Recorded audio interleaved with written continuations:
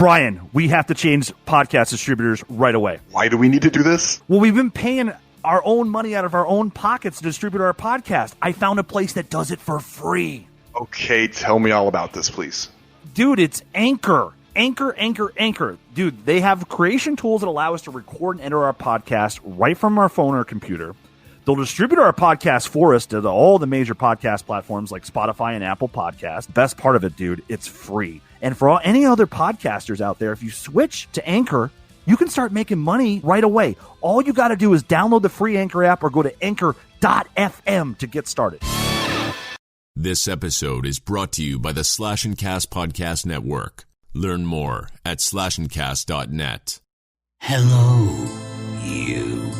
Yes, you. The one I'm looking at right now. You like scary movies? Well, if you do, you're in the right place. You've joined the Dead in Santa Carla podcast with Bryan and Andy. Shouldn't that be Undead in Santa Carla? Well, Bryan and Andy are just a couple lost boys, aren't they? Or they will be when I'm through. Enjoy the show while you can.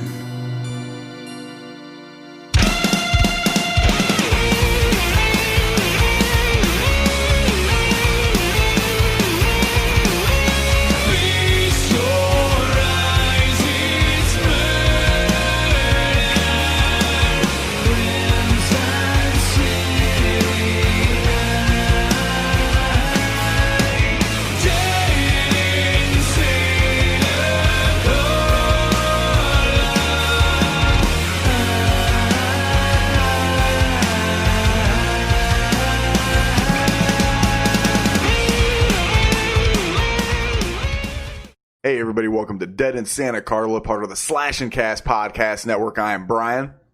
Hell yeah, you are. And I am Andy. What's going on, buddy? Nothing, man. Just enjoying my Saturday. Actually, I don't have to work tonight, so Beautiful. nice That's awesome. to actually have a Saturday off. You got to sleep. You slept in a little bit today, too. That made me I slept in hardcore, man. Good. I did. Good. Well, kind of. I did, but I didn't. I mean, okay, let me explain that. It's kind of strange because what I usually do is I get home and then I do a little something on the computer for like maybe an hour, or I'll like chill and watch like a little TV for an hour. And then I go to bed. So I wind down. Exactly. Yeah. Today I didn't do that. Today I came home, I cleaned up and laid down, and then I got up at 8 a.m. and made breakfast for the family. oh, that's not ew. That's nice. Never mind. It's a little ew. Because I was very tired. So I did that, and then ate, and then laid back down. So I kind of I slept in kind of, but yeah, I woke up at 2 p.m. I kind of like that, though. I do that sometimes, too. That actually kind of feels good sometimes, though, when you get up after maybe, like, how long were you asleep for? Maybe, like, 4 hours? If that, like three-ish. 3, 4. You just got up, made breakfast, ate, and then passed right back out. Because after you eat, you know, especially if you're tired already, and if you eat, you feel, at least I do, I feel tired afterwards. So that, I feel like you crash even harder and maybe get even a little deeper sleep going. Yeah, I slept the sleep. And if you think about it, you slept another like 4 or 5 hours, didn't you? Something like that. 5, 6 hours. 6 hours. Oh, no, it was like you slept till like, I think 2. What time did you get up? Like 1, 2? 2. Yeah. A little after so you 2. slept in something like that. So you slept another like 5, 6 hours. That's awesome. I like it. Something like that. Yeah. Yeah. Oh man, but yeah, it was breakfast was fucking delicious. I made eggs and biscuits and gravy and bacon. Nice, and, bro. oh man, yeah. Good stuff. I like it. But what do you got going on today? Dude, I don't have anything going on. Like nothing. I'm still getting it. Like I'm feeling 100%. I like feel like 100% now. I can't believe it. Literally, the first time I felt 100% health wise in like, dude, over a year. So like, I'm still like, after like, it sounds strange to say it, but it's true. After like being like kind of just feeling absolutely terrible for months on end and kind of bedridden on most days. Now that I'm 100% healthy, I don't know what to do with myself. You're a brand new man, Andy. I don't know what to do with myself. So I've been kind of like thinking about what the next move is, like what I'm gonna do as far as, like going back to work, getting that all situated, and honestly, I am thinking of, you and I actually already kind of talked about this briefly. I am considering at 39 years old to go to college. Yeah. Hell yeah. Yeah. Online, of course. I'm not going to go fucking to it. No. But online, of course. I don't want to sit in a classroom. No. Fuck. Yeah, I want to sit in my boxers and look at my computer. Fuck that. Exactly. So like I've been weighing that. That's been on my mind. I've been honestly, the last few days I've just been thinking of trying to game plan what I'm going to do next, I guess, basically. I mean, I can go back to my old career if I wanted, and loan office, being a loan officer. I mean, I'm still licensed in California for both. So, I mean, I could easily move to Cali. It's right there. I'm literally 15 minutes from the Cali border. I wouldn't even, so it's like, I don't know. Yeah. So I'm kind of like, just kind of weighing what I want to do, but I'm also like thinking of like stuff for the podcast as well. And now that I'm finally healthy, I feel like I can even focus, give more of my attention to the podcast and the network as a whole, because now I am healthy. Like this whole summer since we joined the network, like I feel bad. There's been a lot of collaboration stuff, especially with like Little Mad and stuff like that like I couldn't join. Like I just, I couldn't sit there for 4 hours and do Little Mad feeling the way I was feeling. Yeah, so, that'd be rough. It's just getting back in the swing of things, It's weird. It's kind of like a weird thing mentally a little bit. It's kind of like more of a mental thing than anything, I think. But yeah, I feel great. And yeah, what do you think? Going to fucking college at 30. Dude, I think that you're never too old to go to college. You know what I mean? Yeah. You're never too old.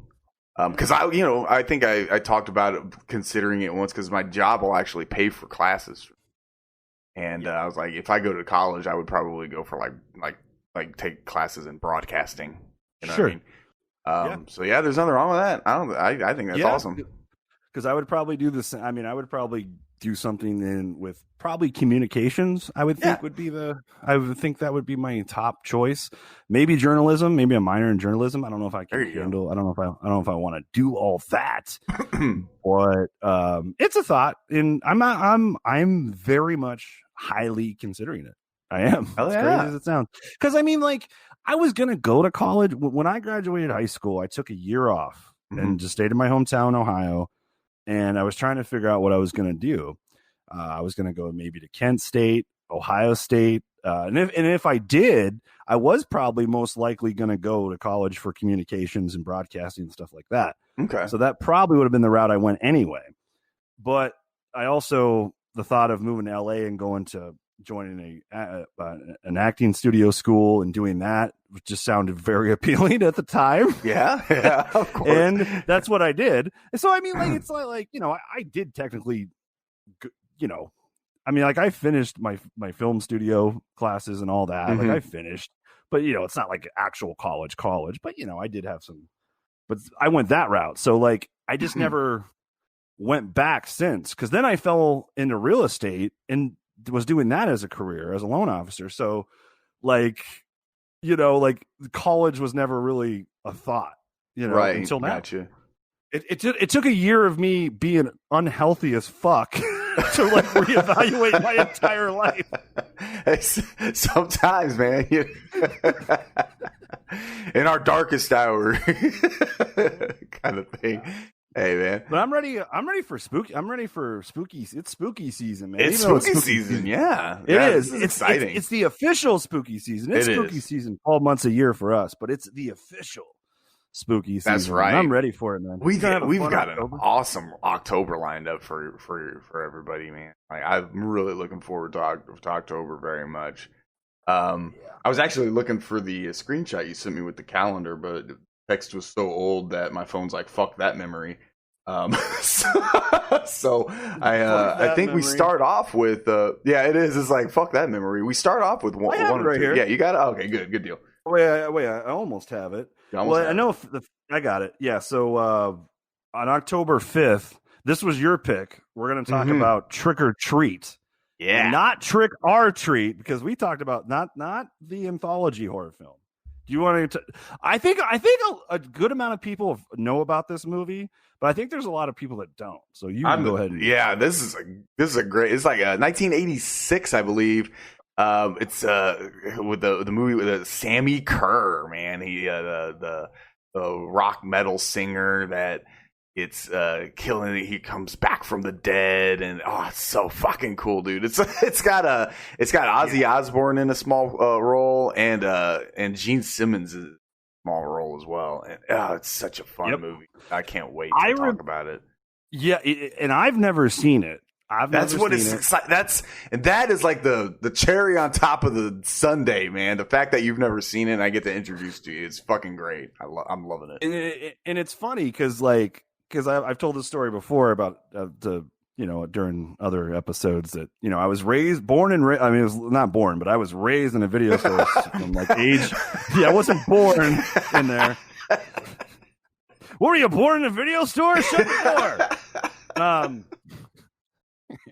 Yeah, you were born and you were walking out putting Be Kind Rewind stickers on people. I know.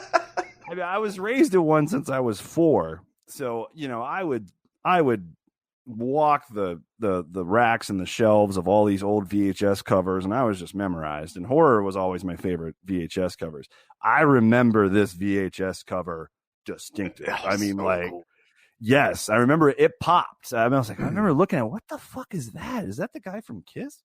Yeah, it's pretty. I'm looking forward to it. If you guys want to watch that, you can actually find it on YouTube. Here's the thing with this: you can't find this anywhere because the distribution rights are like owned by a single guy. Is what? Yeah, pretty much. Yeah, that's kind like of some dude. Yeah, that's kind of what I've discovered. Like doing what little research I could to try to find a copy of this fucking movie.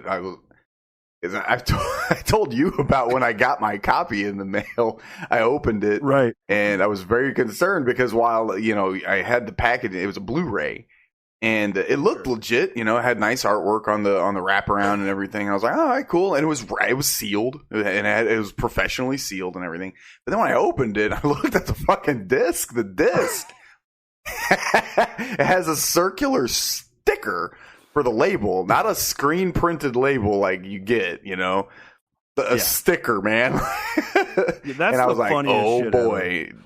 Yeah, that's what I was very concerned. I figured I was going to pop it in and it was going to be so bad, but it's great. Right. Because you literally cannot find this movie streaming anywhere. No. When I mean, and I'm not even talking about paid subscriptions, I'm talking just renting the goddamn thing. Yeah, it's crazy. You can't rent it on Amazon, Apple, any of this shit. You can't find it anywhere, but it is on YouTube. Yeah, you can watch it on YouTube, guys. Yeah. Yeah. Oh, man. If there was, I'm not. Yeah. So that's going to be on October 5th. We're going to kick it off with Trick or Treat. Then we're going to go the next episode on October 12th. This is going to commemorate. It's going to be our 1-year anniversary of doing the podcast. Yeah, hell yeah! And our first episode on this podcast was the Texas Chainsaw Massacre. So we figured, why not talk about Texas Chainsaw Massacre 2 for our anniversary?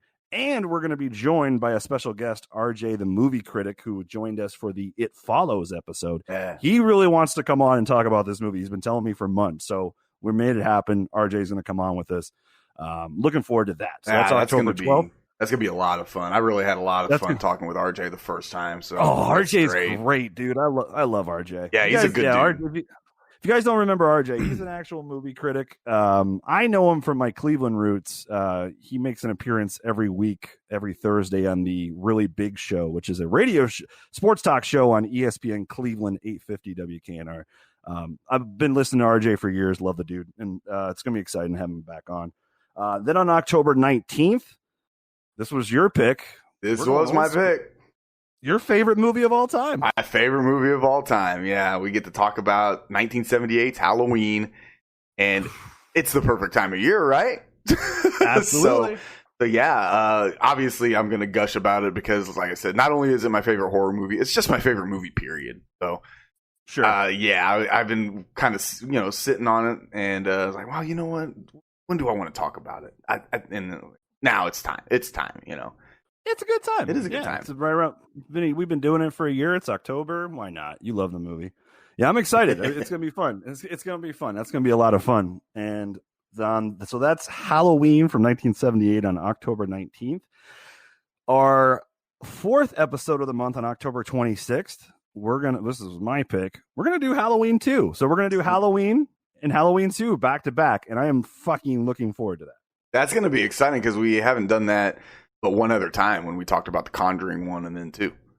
Yep. So that's really cool. That was a lot. And that was a lot of fun doing it that way. Just to kind of, I don't know if I necessarily would want to ever do like a whole franchise in a row. But the fact that we would do like a couple in a row, it's kind of cool to kind of get that continuity. I feel like it brings not only the movies have continuity, but it brings continuity to the podcast too, which is kind of fun. Yeah, a little bit. Yeah, I like it. Right. So that's cool. And then to cap off the month, we are going to drop a special rankings episode to cap off the month where we don't know who's all going to join us yet. We're going to get some folks from the Slash and Cast podcast network to join us. We're going to rank the Halloween films. So it's a Halloween packed month. And the one we're talking about today, Halloween Resurrection, will definitely be high on my list. It will be probably top 3. Oh, wow. Spoiler alert. For my rankings, I'm going to definitely have this in my top 3. But sometimes you just need a little Kung Fu Busta Rhymes, guys. Oh yeah, we got a fun packed month. We got a lot of stuff going on, but it's going to be a lot of fun. I'm looking forward to it. And I think we got a good lineup set for October's great. October's a good lineup. I'm excited. We got Trick or Treat, Texas Chainsaw Massacre 2, Halloween 2, and then a rankings of all the Halloween films. It's a Halloween packed month with a little Leatherface packed in. So a little Leatherface. Just a little bit of Leatherface. I like it. All right, guys. Also, don't forget, we do have the giveaway going on right now. A lot of the details for that. We did the previous episode was basically us announcing it. I'm sure if you guys listened to it, that's what it was, obviously. If you didn't, go ahead and give it a listen. We'll give you some details. But basically, just go to our Twitter, Dead in SC Podcast. And there's it's pinned. It's the pinned tweet. You can enter it. The competition's being done through Gleam. It's very simple. Yeah, it walks you right through. Just click on the link. It just boom, boom, boom. It just takes you right through it, guys. It's click on that easy. Gleam link. Click on that Gleam link, and it'll just give you instructions the rest of the way. And the giveaway ends. The winner will be drawn October 1st at 3 p.m. Eastern time. So you have until then to get all your entries in. There's 6 possible ways to enter with 20 total possible entries that you can do. So we're giving away a triple feature of the Blu-ray trilogy of the Lost Boys, the Lost Boys trilogy on Blu-ray, and some Dead in Santa Carla swag for you to wear. A little Dead in Santa Carla t-shirt. So definitely go to the Twitter. It's in the pinned tweet. Get your entries in if you haven't already. You have until October 1st at 3 p.m. Eastern to do so. That's right.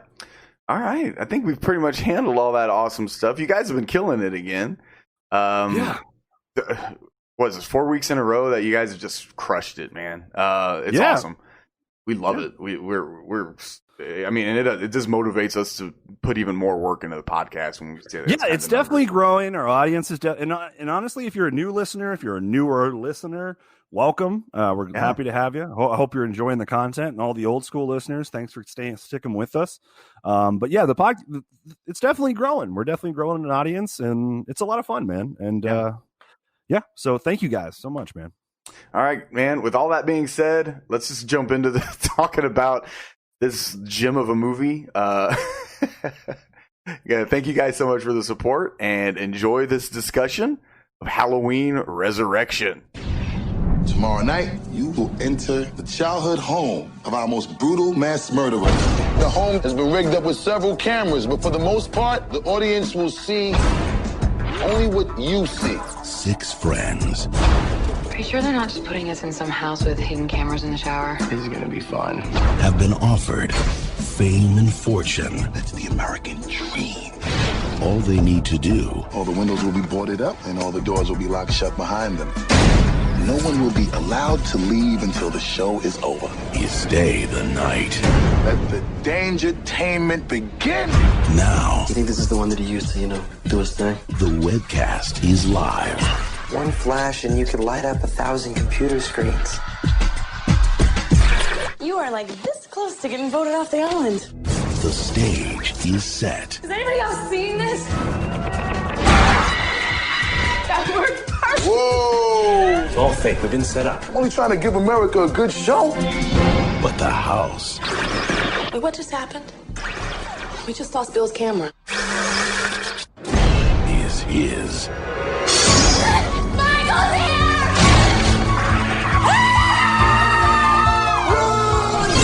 This summer, Somebody please help us. evil comes home. Trick or treat, mother.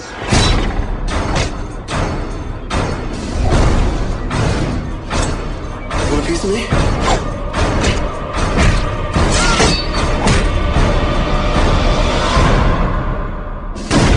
Hello, Michael. I knew you'd come sooner or later. What took you so long?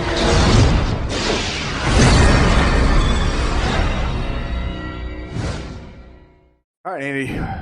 What happens when you get a Kung Fu Busta Rhymes, a pre-Battlestar Galactica Katie Sackhoff, and an American Pie reject?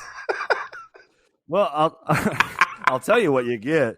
You get a movie with a 4 rating on IMDb and 11% rating critics on Rotten Tomatoes. That's what you get. Yeah, that's what you get, sadly. Man. Oh God, this movie. Yeah. Gosh, and one of the funniest things about this movie to me is honestly, it's directed by Rick Rosenthal, who directed Halloween 2, which both of you and I like. We're going to talk about it in October. We love the second Halloween. Yeah, it's a good movie. It is. But you'd think that would be a recipe for success, but in this case, definitely not. Let's call it for what it is. This movie is one big fucking cash grab, bro. Yeah, it is. There was very little care put into this. In 90% of the movie, it doesn't even feel like a Halloween movie. No. It just doesn't. I'm gonna try to refrain from getting angry because I went and saw this. Well, hey, let's talk about when we watched this. Okay, yeah, I went and saw. I remembered my story today too. So go ahead. Yeah, I went opening weekend. I went opening weekend. I went with two good friends. And we all three walked out pretty sad. Heartbroken. Yeah, it was very much my idea because I'm a Halloween fan. You know, it's my favorite movie. And I went because I was like, oh fuck yeah, new Halloween movie, let's see it. I remember watching H2O and thinking it was just it was okay, you know. And this is a direct sequel to H2O, yes. Yeah. And then I remember watching this and I was like, because like I said, between the three of us, it was just me. I was the only like big Halloween fan. Like, one of them was a girl and she's like, I'd seen a couple of them, and she was like, yeah, we'll go. And then another one, my buddy, my buddy Bryan, he was just like, yeah, sure, it's cool. I mean, I got nothing else going on today. Man, after this movie, they looked at me like I was a fucking idiot. They were like, thanks, Bryan, for dragging us to this shit show of a fucking movie. You poor bastard. You poor bastard. I couldn't do anything but say, hey, I'm an asshole, guys. What can I say? Because I couldn't defend this, No. You can. I don't know. I don't know who could. If you're out there and you can defend this movie, I would love to hear from you. Oh, me too. Yes. Yeah. If you're a fan of this movie and you can find some good in it, please talk to us. Yeah. Talk us down. because there's not a lot to like in this movie. No, when we were talking the other day, and you were telling me you saw this in theaters, and I was trying to remember if I did. I wasn't sure. Then it dawned on me, I definitely did, and I remember it now. This movie literally came out almost 2 months to the day after I had moved to LA. Okay. I pulled in LA on May 14th, 2002. And this came out, July 16th, 2002? I think July 12th. Something like that. Yeah, July 2, yeah. At the time, I had a temp job at Universal Studios Hollywood at the theme park as a ticket seller in the ticket booth. Okay. I was damn good at that job. Well, you know what's funny? we got bonuses. So they had just launched the front of the line pass, and we got a $1 bonus on our check for every one that we got. Oh, okay. They're sold. So I was just selling. I was just 20 years old, fucking upselling these front of the line passes to all these fuckers. I was killing it. But anyway, there was Universal City Walk, which is a stretch of if anyone's ever been to City Walk, it's really fun. It's like a long walking road of shops and movie theaters and restaurants and stuff like that. And there was a newer IMAX theater on the City Walk. The City Walk was brand fucking new, I guess, when I had moved there. And I saw it at this IMAX theater, and I was just like, what?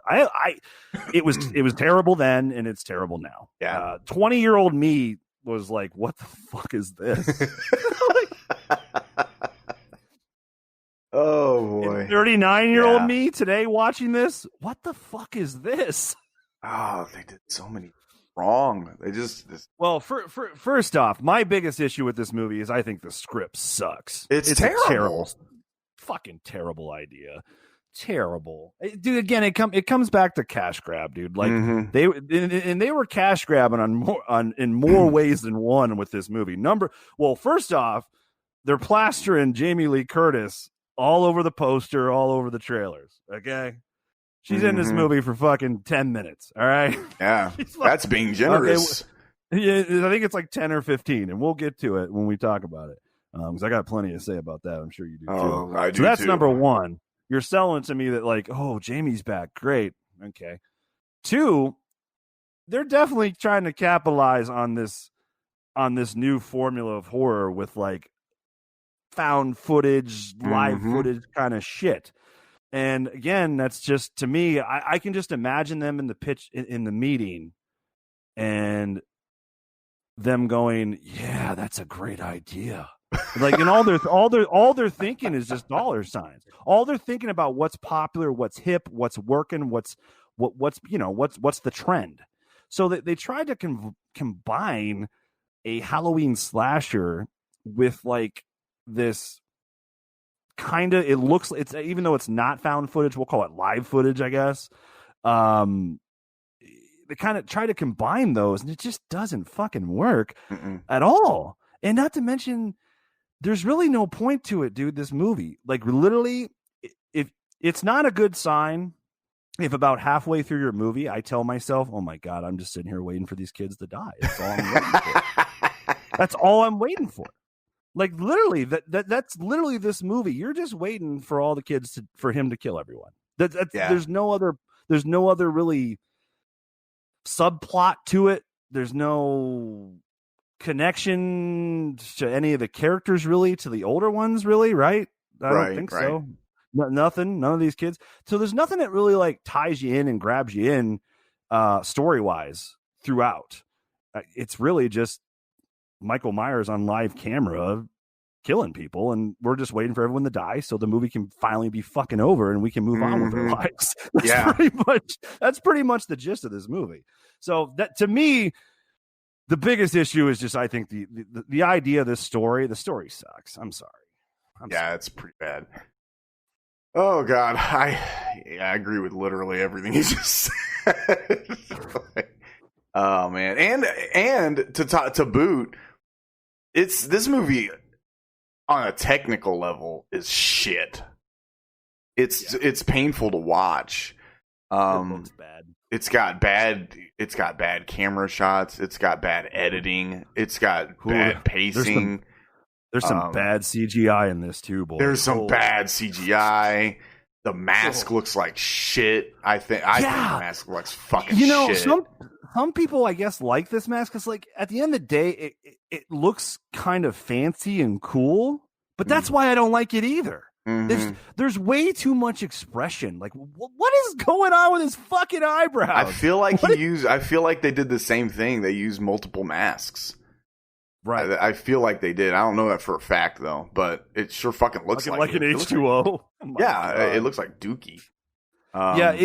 It's way too expressive for me. Like his eyebrows are so strong, dude. Like they're so dark and big, and like there's even like darkness on the inner part of the mask by his eyes. There's like definition in his like cheekbone area. All those details like that. No, it's too much. To me, it takes away from the shape, the character of the shape. Yeah, because like at the end of the day, that mask worked in the original Halloween because it did have this just simplicity to it. I mean, and honestly, it worked. It made it more terrifying, at least for me. Yeah, 100%. Yeah, looks way more intimidating. And like Halloween 2018 got it right. They did. They pretty much just kept that simple mask, but just worn. Just wear and tear on it. So, but this one, no, I'm not. I had that down as a note too. I'm not a big fan of this mask either. No, it's not good. And the shape. Terrible. Brad Lorry, terrible shape. I don't like. You didn't like him? Nope. Don't like the way he moves. Don't like the way he walks. Don't like the way he doesn't talk. Don't like the. Honestly though, you could blame that more on the director than the. Yeah, that's true. That is true. Because I mean, really, when you're playing a role like that where you have no dialogue and you're in a scene, the director's saying, all right, walk slow, 2 steps, walk slow. See it, raise knife, raise knife. It's kind of like that, Yeah, but he walks like he's holding 2 suitcases the whole movie. He kind of does. I guess that guy's a big fan of the franchise, and he was super amped to do this movie. I wish he would have put a little more motion in it. Well, not motion, but motion. Yeah. Because he does. He never swings his arms. Sure. He's a stunt guy. Yeah, he's a stunt guy. And actor too. He's acted a lot too. But and let's just start. This movie made money. If you can fucking it doubled its budget. Yeah, 37 million worldwide and a $13 million budget. Yeah, that's what I'm showing. Yeah, Jesus. Did 12 million opening weekend. You were one of those stunkers. Congrats. Yeah, my fucking dumbass. Hey, I went to the theater and saw this too. Because I used to go when I would get off work. It was just to go to the employee parking lot. When I was leaving the actual park, I had to go through City Walk to get to my car anyway. Actually, that was crazy. From where we parked to where I would actually have to be for work and like our facilities where I'd change and eat, our cafeteria and all that. That was like literally like a mile and a half away from where we parked. I was in such great shape when I worked at Universal because I walked so fucking much. But yeah, let's go through this fucking turd. Oh boy, I'm looking forward to it. Okay, so the movie starts off right with the credits, which I hate.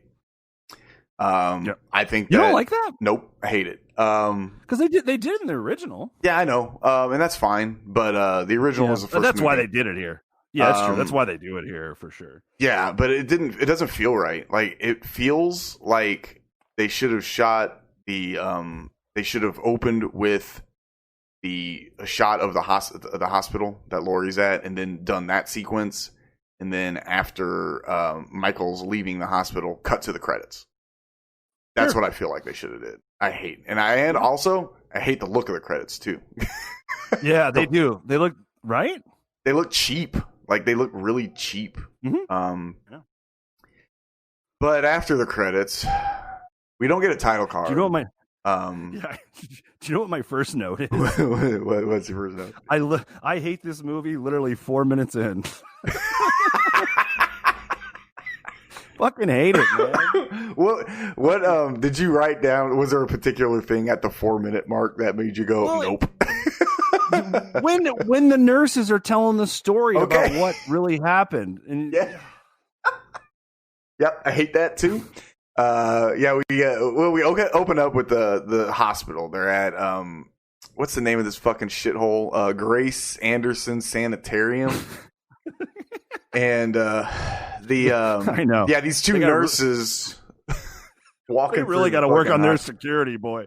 I'll tell you. That's pretty bad. They need to upgrade their security. Yeah, they're walking through, and they're, for exposition purposes, these nurses are talking about Lori, the patient, and how she accidentally cut a guy's head off because Michael knocked him out, crushed his larynx, stuffed him in his, did all this amazing stuff. Sure. And nobody else saw him. And keep in mind, on first viewing, this is pretty big, shocking news, too. Yeah. It is. Because, how did he survive? Because that was the thing about this movie. And actually, I think the original title of this was Halloween Homecoming, but they wanted to change it to Halloween Resurrection to make it clear that Michael was back. So that was the big thing going in this movie. How is he fucking alive? Fucking Lori chopped his damn head off in H2O. How is he alive? Well, now we know. It was really, wasn't it? It was an ambulance driver. It was an EMT guy, paramedic of sorts. Yeah. He was the only paramedic, inspecting the body of this serial killer that had murdered many, many people and escaped death many, many times. So they put one guy on.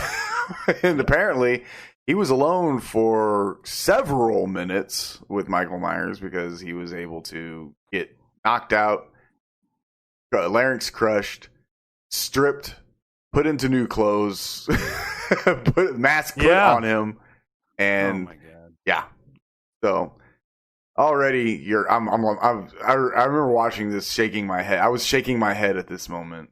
First time I saw this, thinking, oh boy, they should have never made it. At this moment, and I didn't really think about it back then, but when I was watching it this time, it was when they were explaining all of this that I really realized, you know what? They should have just rebooted the franchise after H2O. Yeah. Because they never should have tried to continue the story. And real talk, this movie put the original franchise in the grave. It did. It buried it. It buried it. I mean, to quote Jamie Lee Curtis, she thinks this movie, she goes, that movie is a joke. It is. It's a fucking joke. I agree. Everyone hated this movie. Carpenter hated it. Jamie Lee hated it. And the only reason Jamie Lee Curtis is even in this movie was because she was contractually obligated to do so. When she signed the deal to do H2O, I guess a second appearance, an appearance in a sequel was part of the contract. Probably, that would be the only way that they could get her to play this. Yeah, I mean, she's on record as saying that like that's why she was in this movie. And again, this is a bunch of it was just a cash grab. Like I guess a Cod, the longtime executive producer of this franchise, he was saying when they were marketing this movie, he was telling. I guess he was asked how'd you get Jamie Lee Curtis to come back for this one. And his response was, "Oh, she loved the script, she loved the story, and she wanted to be a part of it." That was his response. Right, buddy. Right. No, lying motherfucker. Definitely not why. And Jamie Lee Curtis is in this movie. But wow, that's too. Oh God. Okay, so. They spill the beans. They tell everybody, man. She's at, and of course we see Jamie. We see Laurie Strode in the hospital room. She's got long hair. She ain't said a word in a couple of years. I love how she has long hair. I love how she has long hair in the movie, but on the poster she still has the short hair from H2O. Do you want to know why? Because it's the exact same picture from. It is. It's the exact same picture. Fuck off, movie. Fuck off, Halloween Resurrection. So cheap. So cheap. $15 million. Yeah, $15 million. You a cover shoot with Jamie Lee Curtis? Probably didn't want to. Probably said, fuck you guys. Probably couldn't come in or do it. Just be like, yeah, fuck you. Probably. She's like, we'd like to get some shots, some promo shots, Jamie. She's like, eat a dick. Go fuck yourselves. Figure it out. So, okay. Well, it's too funny. So they, of course, Michael shows up, kills a couple security guards, very uninspiringly, and then they literally copy a shot from H2O in the basement of Michael holding himself up one armed. And when I saw that, the first time I saw that, I again shook my head.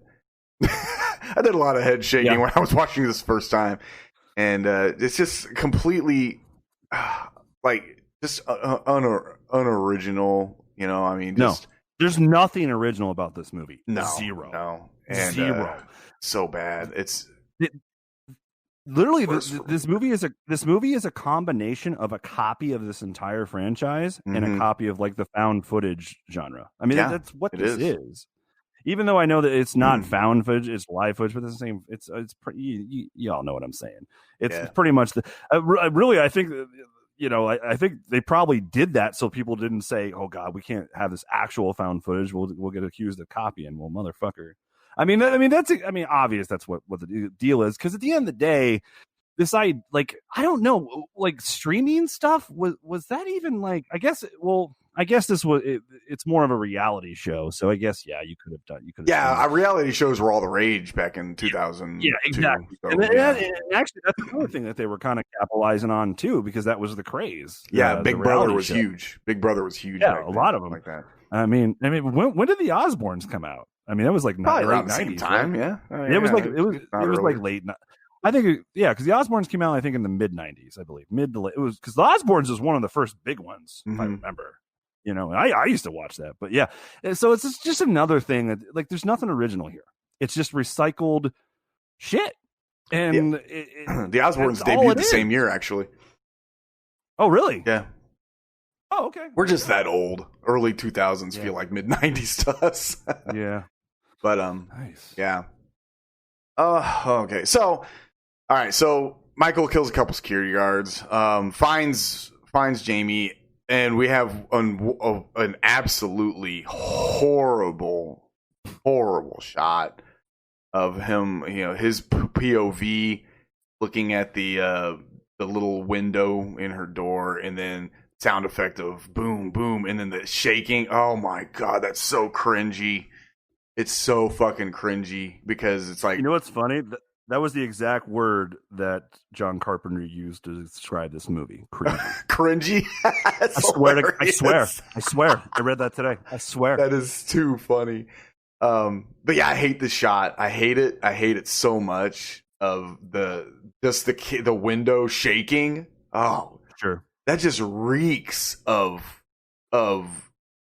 an 8-year-old with a VHS cam in red pajamas with cowboy boots shooting a fucking movie with his little brother and big sister. Yeah. I'm like, oh my God. I hate I don't like the way this movie looks. You're right. It's not I pointed out myself some really bad shots, and there's some pretty bad editing in this too. Some editing. But for the most part, like the just the I don't know, man. At the end of the day, this idea is just so fucking ridiculous from the start. Yeah, like what are you doing? Like seriously, thank goodness that Dimension didn't have the rights like forever of this fucking movie, because this franchise, dude, they would have fucking kept beating it in the ground like they did Hellraiser. Yeah. Man. Oh my God. Imagine that. Can you imagine that? It almost happened, Andy. Dude, this movie is this worse. Was the start. This was the start. This movie is worse than. I guarantee this has to be worse than at least a few of those Hellraiser sequels. It has to be. It has to be. I mean, I don't know. It's got to be worse than Inferno, right? Like I've never seen it. I've never seen Inferno. Like I said, Inferno's not good either, Right. I don't think any of them are. No, they're not. They all suck. Yeah. But Inferno is definitely better than, I think, like Revelations and Judgment and Hellseeker and Deader. God, Deader's like literally the worst title of any fucking Hellraiser. Deader. What the fuck? The fuck is that? Anyway. Like at this point, like they were just like, fuck it, just we're gonna put a bunch of fucking words into a hat, and whenever you draw out, it's gonna be the name of the next Hellraiser movie. Jeez. Yeah, guarantee you that if Malika Akkad hadn't stepped in after this movie, guarantee you the next Halloween movie that would have come out after this would have been direct to video. Guarantee. Yeah, it would have been. Yeah, they would have went that route, 100%. There's just no way. There's just no way. It would have had to. Yeah. It would have went direct to video. Yeah. I know, because at this point, at the end of the day, Miramax and Dimension is a department of Miramax that was supposed to focus on horror thriller type titles. Yeah. So at the end of the day, and guys, this is the Weinsteins. Yeah, that's who did this piece of shit. Exactly, who produced this piece of shit. At the end of the day, I feel like they were just trying to acquire as much of the genre as they could, especially big names like Michael Myers and Pinhead, just so they could have them under their umbrella and have control. Yeah. At the end of the day, those, at the end of the day, they probably just like the fact that they controlled Michael Myers and Pinhead. Honestly. Yeah, you're probably right. Yeah. So, but the fact that you're right, dude, like this, thank God, because dude, that's the direction we were going. We were going into Hellraiser Deader and Hellraiser Hellseeker and Hellraiser fucking Hell World territory. That's where we were going. This movie was the start of that bullshit. Thank goodness. God damn. Dodger's bullet. All right. Okay, let's get back on track. Yeah. Let's kill off one of the most iconic fucking horror characters in the history of cinema in the most fucking like undermining way, period. Let's go. Let's do it. He busts into the room and what has to be the greatest camera shot in the history of it. And he finds that, she kind of gets the jump on him, smacks him with a fucking lamp, takes off running up to the roof. He follows her and finds out that she has a small trap set for him. I don't know how she does, but she does. And catches him in like a rope, trap, steps in it, all a la fucking, Wile E. Coyote Roadrunner style. And she has him dangling him upside down, and she's getting ready. I don't even like her plan. Getting ready to cut the rope to just drop him. Okay. Yeah. I don't like her plan either. Yeah, I don't like her plan. At this point, he had been blown up. And he had been shot many times. He had been, stabbed many times. But a drop from 3 stories has to do the trick, right? Not to mention he was upside down, so he would land on his head. Most likely, good chance he does land on his head. Yeah. So yeah. I guess that. Yeah. Has to do it. Has to do it. Yeah. God, I hate how that. I like. Why even have Jamie Lee in this fucking movie, man? I don't know, but if you're gonna do this to this character, what's the fucking point? Right, exactly. What's the point? And here's another problem that I even have with it is this guy showed up to kill her. Okay. Yes. She knows this. All right. And when he starts freaking out and acting like he's trying to get the mask off, suddenly she's like, I need to make sure that this person is him. No, really, you don't, because you already know this guy was trying to kill you. Doesn't matter who it is. Drop his ass. You know what I mean? Yeah. But instead, they write her to be so fucking stupid that she has to go reach to try to pull the mask off. Of course, he grabs her, rope breaks, they fall. He's the most agile motherfucker on the planet. Grabs one armed, to support himself. Manages to stab her in the back. Hate every second of this. It completely. She kisses him, says, "I'll see you in hell," and he drops. Yeah, and it can. That you're right. The fact that she's even like the writing makes her stupid. Yeah. Because the greatest final girl in the history of cinema is fucking dumb, stupid in this movie. Get the fuck out of here. God, yeah, this is insulting. This is insulting to the character of Laurie Strode. It undermines everything that Laurie Strode did in the 3 movies that we loved her in. Yeah, exactly. That character. Yeah. It undermines all of it. Like, it makes it all just... Like, at the end, Michael, like, not only does Michael win, according to Resurrection, the way this plays out, Michael wins in the end, essentially, against Laurie, the Michael v. Laurie timeline. And not only does he win, Laurie's just just an idiot. Yeah. Like, yeah. I can't. I know. I can't. It doesn't make any sense. It doesn't make any sense to have her go out that way at all. Not one tiny bit. Then and there, when I saw this play out for the first time, I knew right then and there, God, this movie's gonna fucking suck.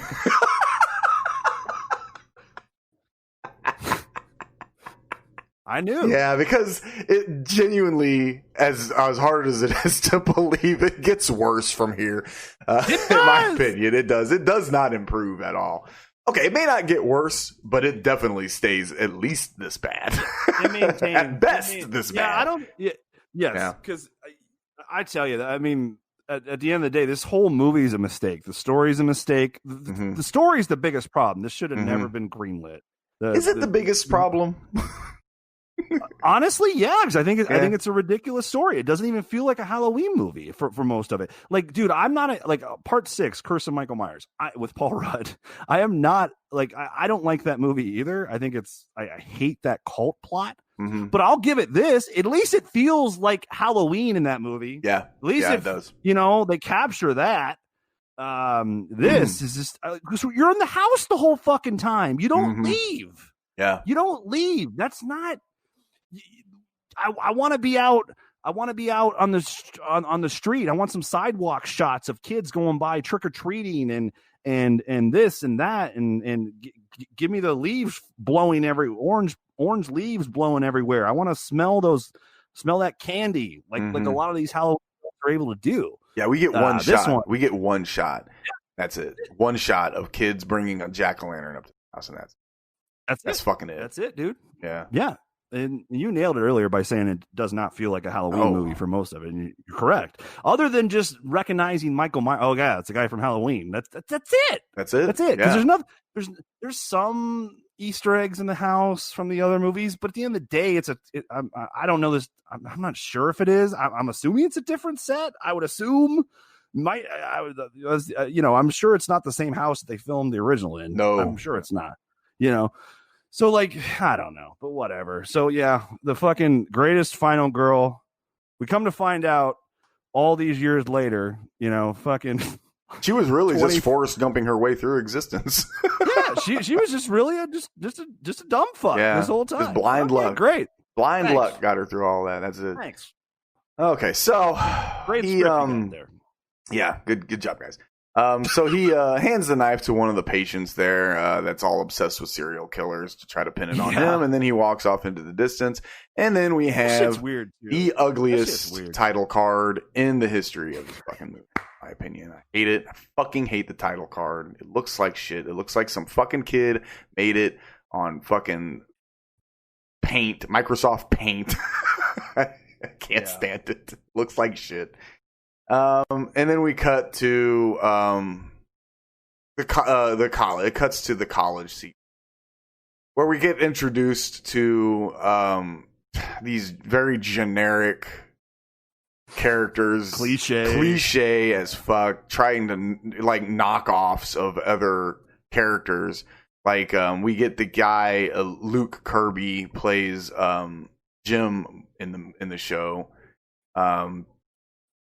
He's an Emmy Award winner, but before that he won an Emmy, he played Jim in this, and he's I'm glad he came a long way because basically all he's doing is he's just acting like Christian Slater.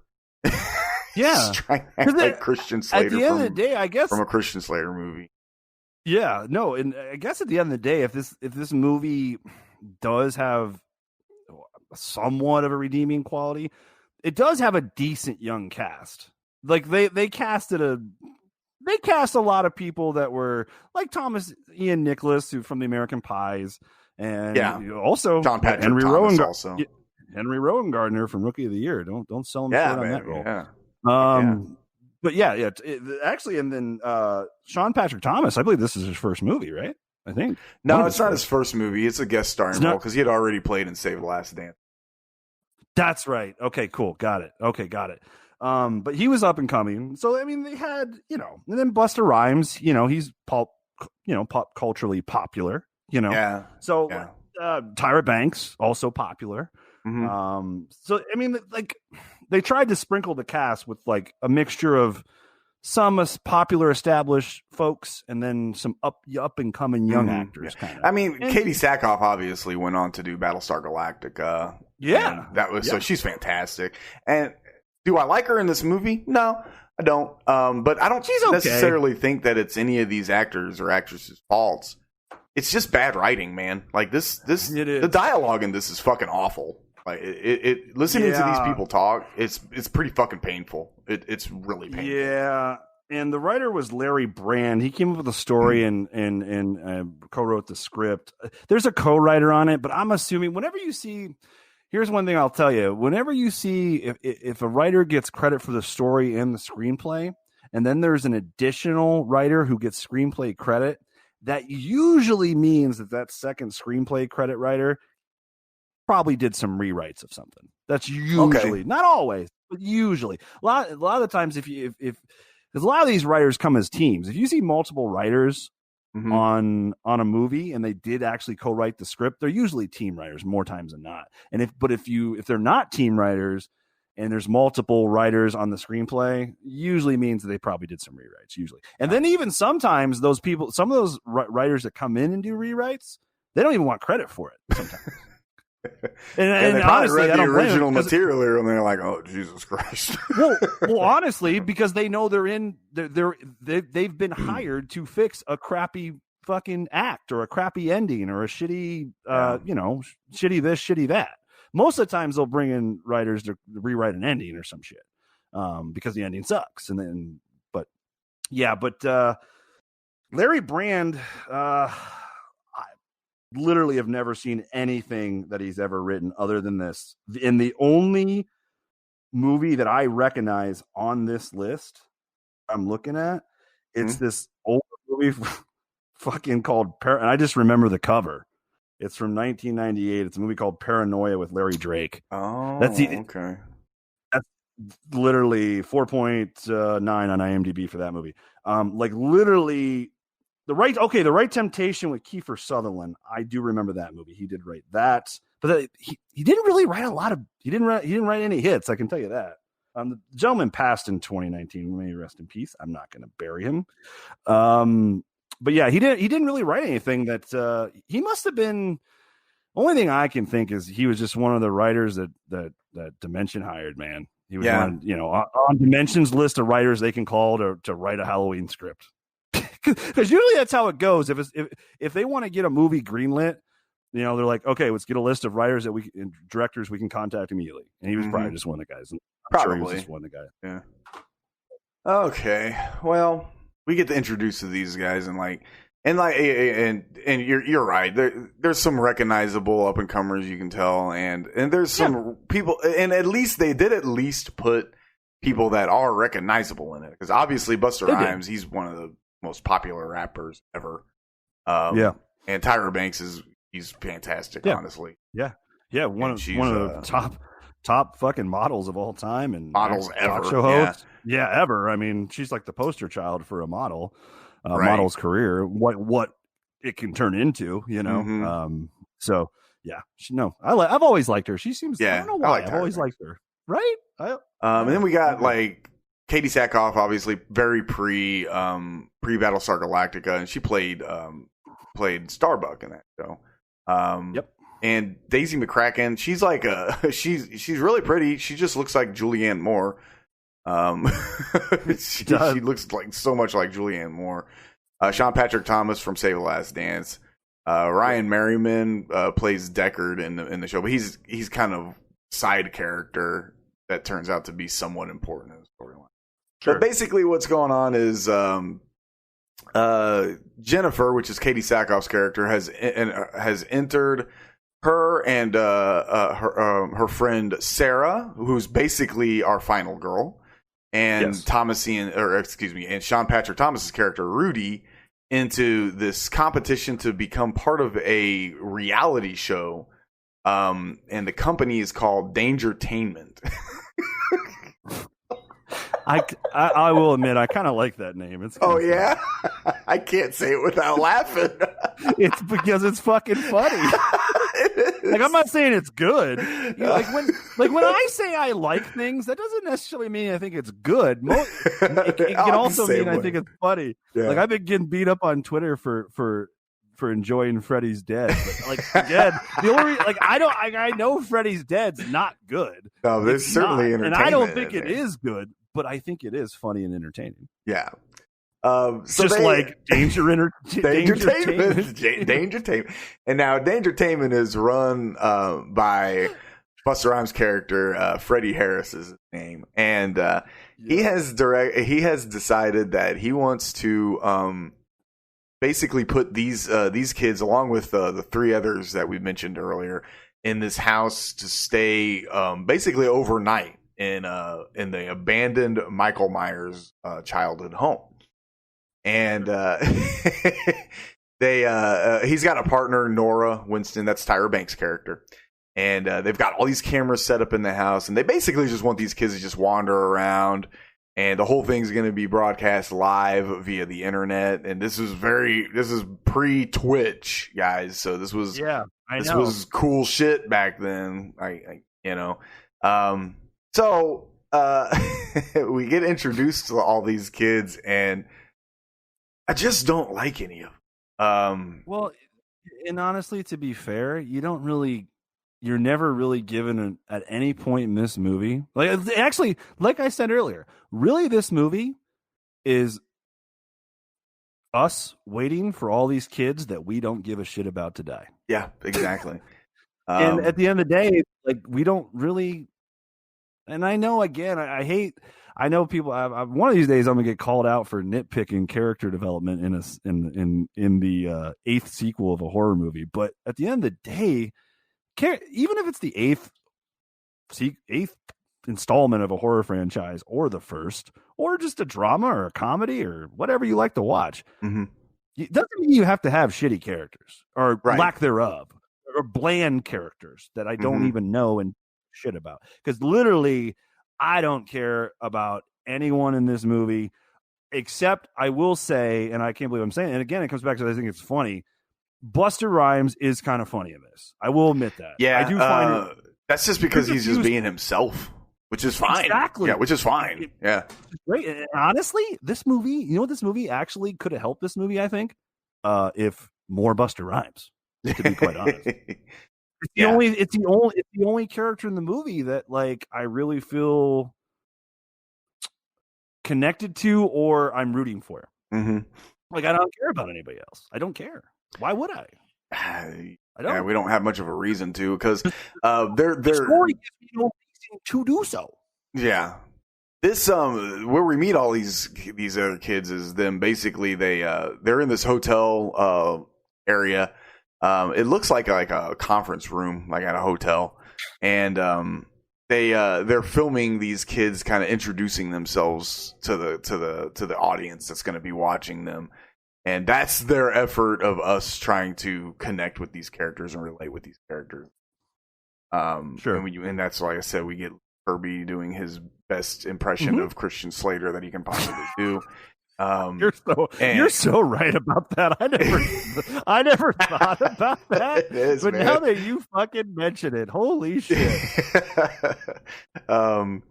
He's like Cuffs Christian Slater. Yeah, Cuffs Christian Slater. Exactly. I had to figure out a way to get the movie Cuffs in this podcast again. Somehow I did. Guys, go watch Cuffs. It's kind of awesome.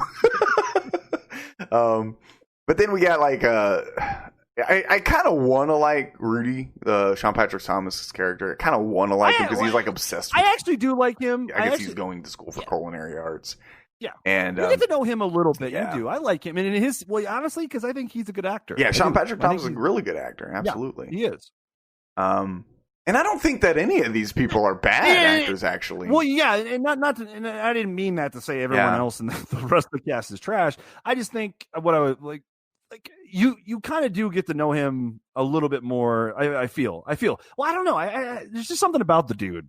And the scenes he's in, he's just very believable. There is a pretty funny scene later on with him and Katie Sackhoff that I really like. Yeah, funny actually. But we get to meet all these guys, and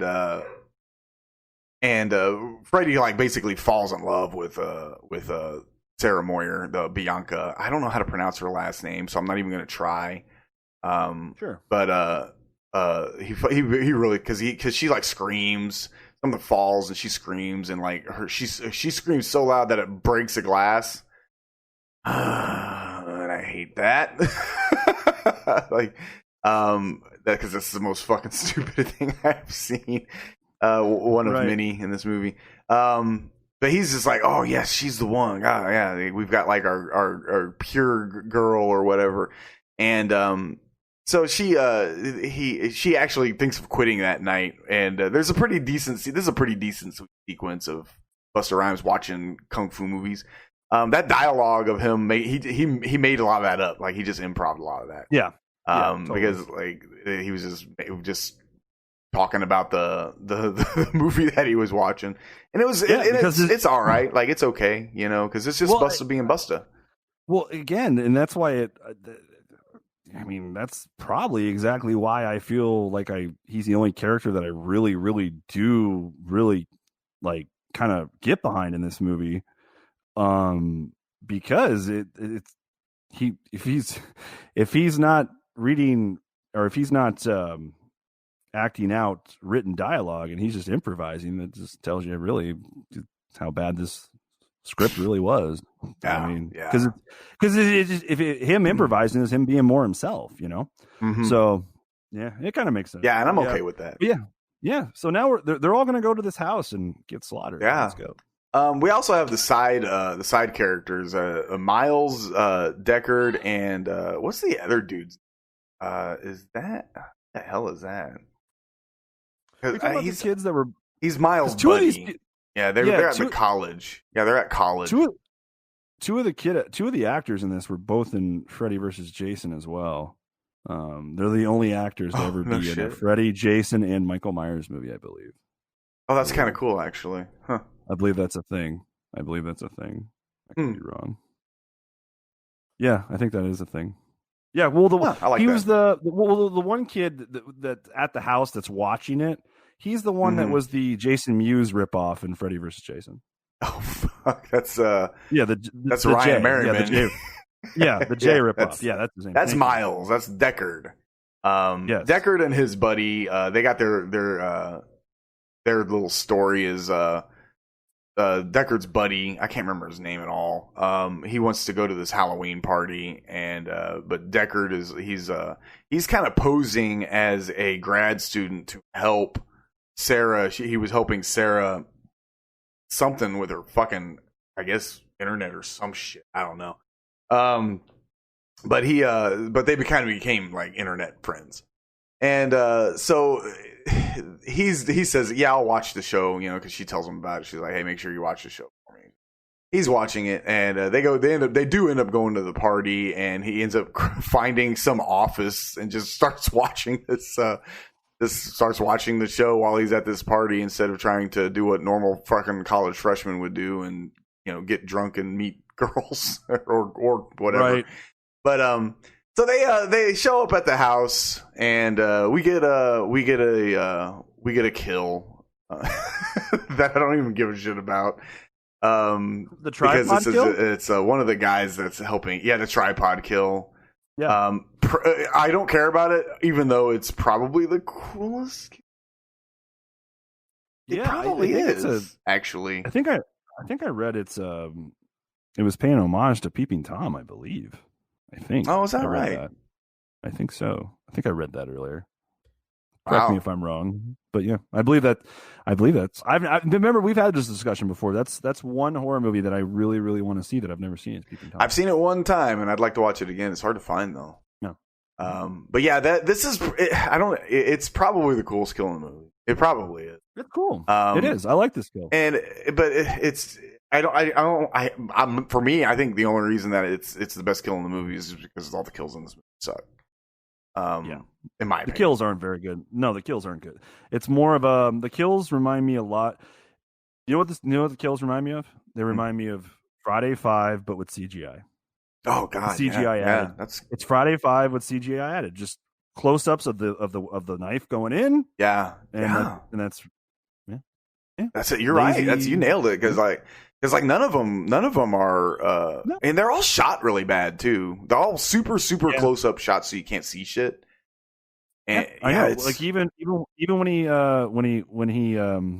he stabs Henry Rowan Gardner in the top of the head, like in the frame, like literally all you can see in the frame, the bottom of the frame is just the very top of his head.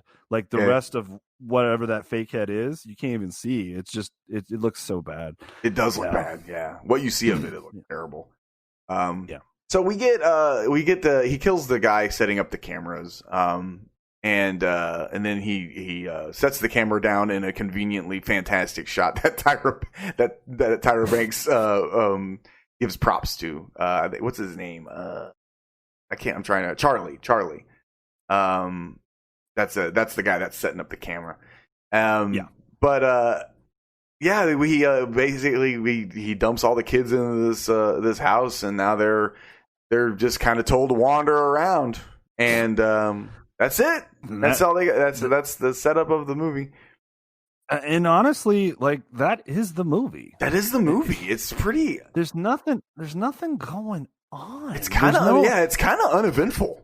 I mean, it's extremely uneventful. Yeah, it's a shame. We don't leave this house the entire fucking movie. Yeah, the only time we leave the house is just when we get in the beginning like a couple of minutes of Miles looking at the thing, and then it just quick flashes to that stupid party. Yeah, it's the party. That's it. But that's really.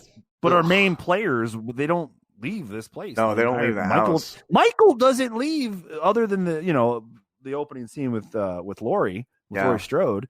He doesn't leave this house either. Like, I don't know, man. Is this really what you want? You want like Mike? Like, I get it. But see, that's why it's stupid too. Like, I get it. Like, but at the end of the day, like, okay, you want Michael Myers to stalk people. He's the Shape. That's what he does well. It's just, for me, it's just stupid for him to stalk people in a 2-story house. I don't know. I think it's dumb. Like, dude, there's so many people in there. It'd be so hard for him to hide. How big is this house? It's not apparently that big. Massive, and it doesn't even match the layout of the fucking original movie. And that little stuff like that irritates the shit out of me, because like in the original movie, there was no door across from the staircase. You know, he walked through that little family room, as he walks from the kitchen into that little family room into the hall that goes upstairs. There's no door there. And you're right, and I say this all the time too, and this is why I appreciate directors and filmmakers that have a really strong eye for detail, and they care about they care about continuity. Like, for instance, if James Wan was directing this piece of shit, that house would look to every little fucking crack in the floor would look identical to this one. Yeah, absolutely. Yeah, it's all about passion. It's all about caring and giving a shit. And they clearly, and you said it earlier, and it rings so true. Cash grab. They knew they didn't need to spend a whole lot of money. They spent more than they needed to. $15 million. They didn't even need to spend that on this. Dude, Harvey Weinstein. The Weinsteins acquired this fucking franchise just so they could make money. Yeah, they have control over an iconic franchise and make some money. They whatever. Right.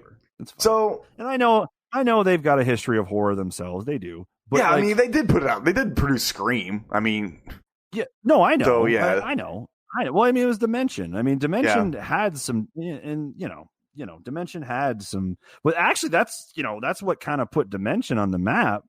was Scream, mm-hmm. and then they had a few others that were decent, but then they just shit out a bunch of shitty Hellraisers. And exactly. What were they? We're gonna have to just have a discussion one time about the whole franchise as a whole or something. Hellraiser, the Hellraiser franchise, something. Yeah, we kind of done part of that when we talked first time, but yeah. Okay, so basically these kids get in here. They split up into 3 groups to go look for clues, quote unquote, look for clues. And basically it's just them kind of goofing off. But like Rudy does notice some stuff. Like they go to the kitchen, because once again he's obsessed with food, and he tastes some spice, thinking that it's going to be like super old, but he's like, it's fresh. You know, he's like, well, that's weird. Like it tastes fresh, you know, or it smells fresh or whatever. And so he notices that something's a little off. They find like a bizarre high chair with like straps on it and a crazy looking hanging key thing. And that encourages everybody else to actually kind of explore the house and try to find some stuff. And then we get sprinkles of like the kids are doing kid kind of things, like Jen screams, try and scare everybody and shit like that, just to kind of goofing around. Bill's trying to get in her pants like the whole time.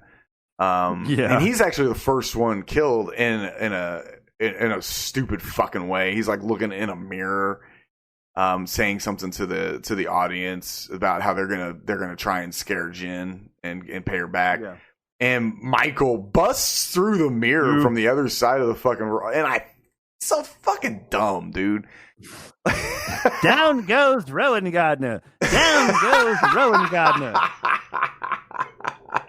Yeah. Rowan Gardner. Oh, God. But yeah, they struggle. He slashes him a couple times. Then he stabs him in the top of the head. And you mentioned it earlier. The head looks really bad. And it's shot shitty because it's super close. You can't see what the fuck's going on. It's so bad. And it's lit bad. It's dark. Everything about it is bad. This whole movie is lit terribly. Yeah. Oh, God. Like, dude, there's even a scene where I think it's a scene between, unless they just wanted Michael to look darker. I guess that's possible, but that's just bad vision from the director and whoever else. But there's a scene later with Busta and Michael, and Busta's having major dialogue with him, and Buster looks well lit, and then they pan to Michael, and he's like all blurry and dark. Yeah. I mean, it's just, I don't know. Yeah. So they continue to follow the kids, and then we get to this point where it's Donna and Jim. They find like a basement, and then Jim there's a little trap door, a circular trap door, and Jim sees the little keyhole on it, and he puts the two together. He goes and finds the key that they found earlier to open that. Yep. They go down there, and of course Donna and Jim start fooling around. We get we get a topless scene, and the wall busts in, and all these corpses fall on them. But they turn out to be fake, and because there's like a tag on one that says "Made in Taiwan," and Jim notices that, and he's like, "Son of a bitch!" And that's when he realizes that this whole thing is staged, and we get this is a mildly entertaining sequence because I wonder if it's the same thing that I have written down. Go ahead. Okay, this is a mildly entertaining sequence where we see Michael come around the corner. And then we see another Michael come around the corner. Yes. Yeah. And when I first watched this, Michael was stalking Michael. Yeah, Michael stalking Michael, exactly. Yeah. When I remember when I first watched this, I thought, okay, this kind of got interesting here. Because I was like, what's going to happen now? It's cool. It's cool. Yeah, this is when I was interested suddenly. Not this time because I know what happens. But when I first saw it, I was like, okay, this got interesting. But it's kind of amusing sequence where, because the first... Go ahead. No, go for it, bud. Oh, I was just going to say, it just looks cool on screen It does. Michael It looks cool on screen. Following another Michael, stalking another Michael. It just looked cool, both in costume on screen. Mm-hmm. Like, because you'd never seen they have the before. exact same mask. It's impressive. Yeah, it looks good. I mean, it looks really cool. And actually the shot of it is actually a good shot of it too. It is. It is. You get a good wide shot of it. So go ahead. Sorry. So, but he, the first Michael turns around and gets scared by the second Michael. So Michael 1 starts yelling at Michael 2, because Michael 1 is Freddy. Michael 2's Michael. Michael 1 thinks Michael 2 is Charlie. Yes. This is one of the scenes in the movie that I actually do kind of like. And yeah, again, this is actually all right. This is kind of entertaining. It's kind of funny because it's really funny. Yeah, because he's going off. He's like, Charlie, like, stupid motherfucker. I'm Michael, man. We already talked about this. You need to get your ass back into the garage and help Nora is what you need to be doing. You know, and he's like he even starts tapping him and shit. Yeah, dude, it's fucking really funny. The dialogue that he uses is really funny. It is. It's pretty entertaining. It is. It's just it's an interesting dynamic to see someone going off verbally to Michael Myers. Yeah. And of all people, bust a fucking rhymes. Like it's pretty And funny. What's great about it is it works. He leaves. It does. But only because he realized that there's another person being not being watched in the garage that he can go to smash up so he can come back later. So Michael's like listening to this like, this motherfucker really thinks, you know, and he's like, oh, you got a friend out there? I'll come back for you, bitch. And he leaves and goes. Exactly. And that's also why it's kind of funny because Michael leaves because he just got directions of where he can go kill his next victim. Right. It's kind of funny. Now, why Michael doesn't actually kill him right then and there? Why do you think that is? Because of bad writing. Yeah, I agree. Bad continuity. Yeah, bad continuity. Because what's just as much as this scene is funny, it is. It's very funny, but at the end of the day, this would never happen in a legit Halloween Michael Myers universe. No. This would not happen. Yeah. Michael doesn't care. Like, you're not going to talk Michael out of like not killing you. Yeah, he would have killed him right then and there, and then he would have beelined directly to the garage, and then he would have killed Nora. So for continuity purposes of the franchise, it's pretty bad, but I do let it slide. I'm willing to let it slide because I'm looking for any positive in this movie. Because at the end of the day, movies are not easy to make. Movies They're tough. They're extremely difficult to make. So I like to at least point out something that's good or funny or entertaining, and this is definitely one. But at the sacrifice of major continuity of the character of this franchise. But whatever. It's funny. So at this point, Michael 1 is continuing to stay in the house while Michael 2 goes to kill Nora. Off screen, we don't see it. I think it's a deleted scene though. Actually. But this is when he starts to stalk the remaining 5 kids. And they all find him, or he finds them, or whatever. And of course they kick his ass because there's more of them, and he's not a supernatural being like Michael Myers is. Right. And that's when he tells everybody to turn their cameras off, and they oddly listen. They all turn their cameras off, and he takes the mask off, revealing himself to be Freddy. And that's when he explains to everybody that basically it is a staged situation, but if it gets picked up, there's plenty of money that he's more than happy to spread around to help everybody out, as long as they just don't blow this for him. Sure.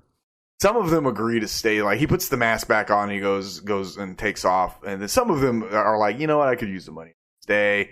And then some of them are like, fuck this, I'm out. I got integrity. So that's when but then very shortly afterwards, because there's only 4 of them down there. I don't want to skip over this funny scene earlier. Sure. This is another scene that I actually kind of like, because we get a scene of Rudy and Jen smoking weed in one of the rooms. And it's kind of funny. They're like, it is. They're like, what do they say? They say, nobody hope nobody finds us. And then they go, we're wearing cameras. I know. That was a pretty funny line. Great. I kind of like that sequence because it's kind of funny. It kind of, out of all of the scenes with the kids, that scene seemed to feel the most genuine. Like, okay, this is what I know what you mean. A lot of college kids would be doing right now, goofing off, smoking a little bit of bud, and having fun doing it and just goofing around. Yeah, there's a sense of realism. Yes. And I like that. And they do like they go fake high five and they cover each other's camera. I thought that was pretty funny. I like that. That was cool. Pretty good. It was cute. Well, after Freddy takes off, Jen finds a little door to the attic and she pulls on it and reveals the body of Thomas Ian Nichols' character Bill. And she screams. Yeah. They think that Freddy just found her, and that she doesn't realize that it's Freddy. And they try to tell her that everything's all right, but Michael 2 is back from killing Nora, and then we get a shitty kill. It's fucking shit. I hate that. He one swing cuts off Katie Sackhoff's head. And yes, you remember that kill? No. Yes.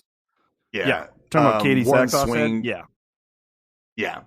And then, of course, it falls down the stairs and lands right in front of them. At which point, they realize shit just got real. Real quick, I noticed it too, and I quickly rewound it because I wanted to make sure I saw what I saw. When he decapitates her, there's a shot of her headless body. And the CGI in the top, like where her head used to be connected, it's so fucking terrible. It is. I saw it. Did you notice? Did you notice it? It looks so bad. Yeah, because it's like a up shot looking down, and you can see like her down on the top of her body where her head would have been. Yep. Yes, it looks supposed to be like a. Yeah, it's a decapitated body, and you get an overhead shot of it looking down. And man, I paused right on it. Oh my gosh. And again, that's unfair. It's a little unfair to do that with effects, but I'm sorry. If I notice that in full speed, it's terrible. Mm-hmm. And it is. It's bad. And I mean, like I said, I noticed it. And I didn't remember that. I didn't remember that bad CGI of the neck. I actually never caught that until this viewing. And I caught it too. Same. Oh. And you know, I'm glad. And I try. It's bad, dude. It's really bad. No, I do understand. We're talking about an 18-year-old movie, and I get it. You know, special effects have come a long way, but at the end of the day, when you're editing your movie and you see something like that and it looks that bad, and it's not necessary, just cut it out because that's not even necessary. No, it's not. Like, I mean, there's several other things you could have done there instead of that, because it just looks awful. Didn't even need that shot. Like, really? No, you're right. It's super quick. You could cut that whole shot out. Cut that whole fucking section. Boom. And obviously, if it's in there, they must have wanted that shot of the headless body in there. I guess. They had to. Yeah, they had to have wanted that. They've been like, oh man, that's good because they're gonna get this quick shot right there of the head, and you can see the neck area. Man, it's gonna look awesome. And then they watch that and they say, yeah, man, love it. CGI, baby. Woohoo. That's really bad. No, it looks so bad. It's bad. Okay, so the kids kind of disperse. They start to take off running. Then we get another absolutely horrible kill because he catches Jim, and this is like, it's really strange because it just doesn't even fit the Shape character to do something so flamboyant. If that's the word I want to look for, is because he brings the knife up. Well, he brings the knife up and he like dramatically stabs it into the wall, and then he puts his hands on each side of Jim's face to squeeze his head. Right. And they don't even try to sell the squeezing of the head, do they? No, not really. They don't even try, Andy. All we get is one shot where there's blood coming out of one, kind of looks like it's supposed to be coming out of one eye. And then another shot where there's blood coming out of the eye number 2.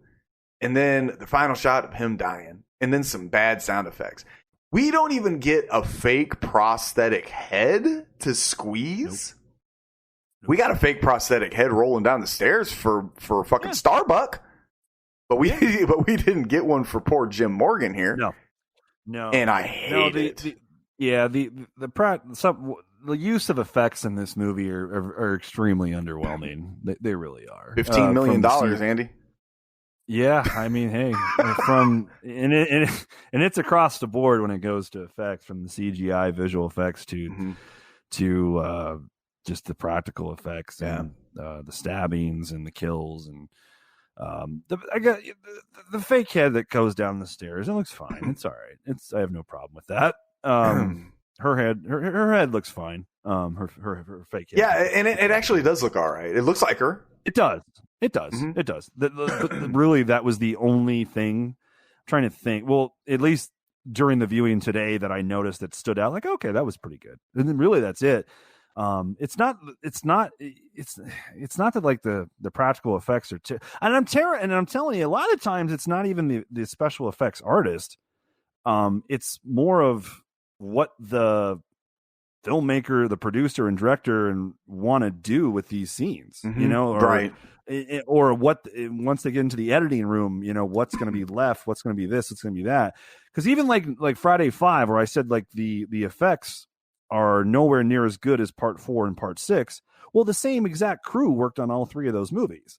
So your only explanation is really that it just wasn't a focal point of the filmmakers to me. Yeah, there you go. That's not as big as a priority or focal point, I guess you could say. I don't want to say it wasn't a focal point, but here's what I can tell you. Like compare Friday 5 to 4 and 6.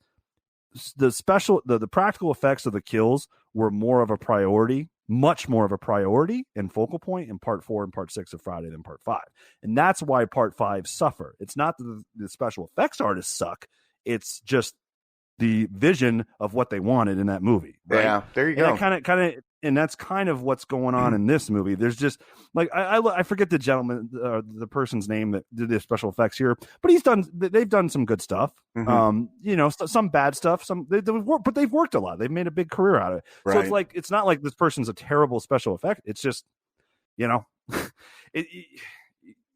special effects person can come up like Tom Savini, came up with all his kills. I don't know if every other special effects person has that kind of authority. I would think that they would have some creative control there, but at the end of the day, how they shoot it, what they fund you to do, like what budget you have to do what you can do, and the way they shoot it and the way they edit it, that's out of the special effects artist control. So in this, it's just, it's more of, I don't want to see a knife just go into a pillow behind a t-shirt. Right. I mean, that's what a lot of them are. I mean, like literally like in Friday 5, when she's dancing, she gets stabbed when Violet's dancing. I mean, literally, dude, you can totally tell it's a fucking pillow underneath a t-shirt. I mean, that's exactly what it fucking is. So like, I think that this movie suffers from the same kind of special effects issues that Friday 5 had. Yeah, you're probably right. I guarantee you're right. Yeah, and it shows. I mean, it's unfortunate because, like, that could have been a pretty cool kill, on Jim. Yeah, like that could have been a really cool kill actually. If you had given it a nice prosthetic head, shot it right, squeezing it like that would have looked fucking awesome.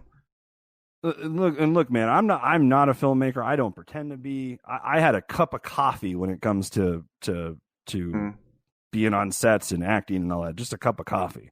So, but at the end of the day, if I was producing or directing a slasher film, especially a slasher film with an iconic horror character like Michael Myers, my focus, even though actually in their defense, past Halloween movies, this wasn't the focus, but I think in 2002, you can get away with a lot more in 2002 than you could have gotten away with in 1978.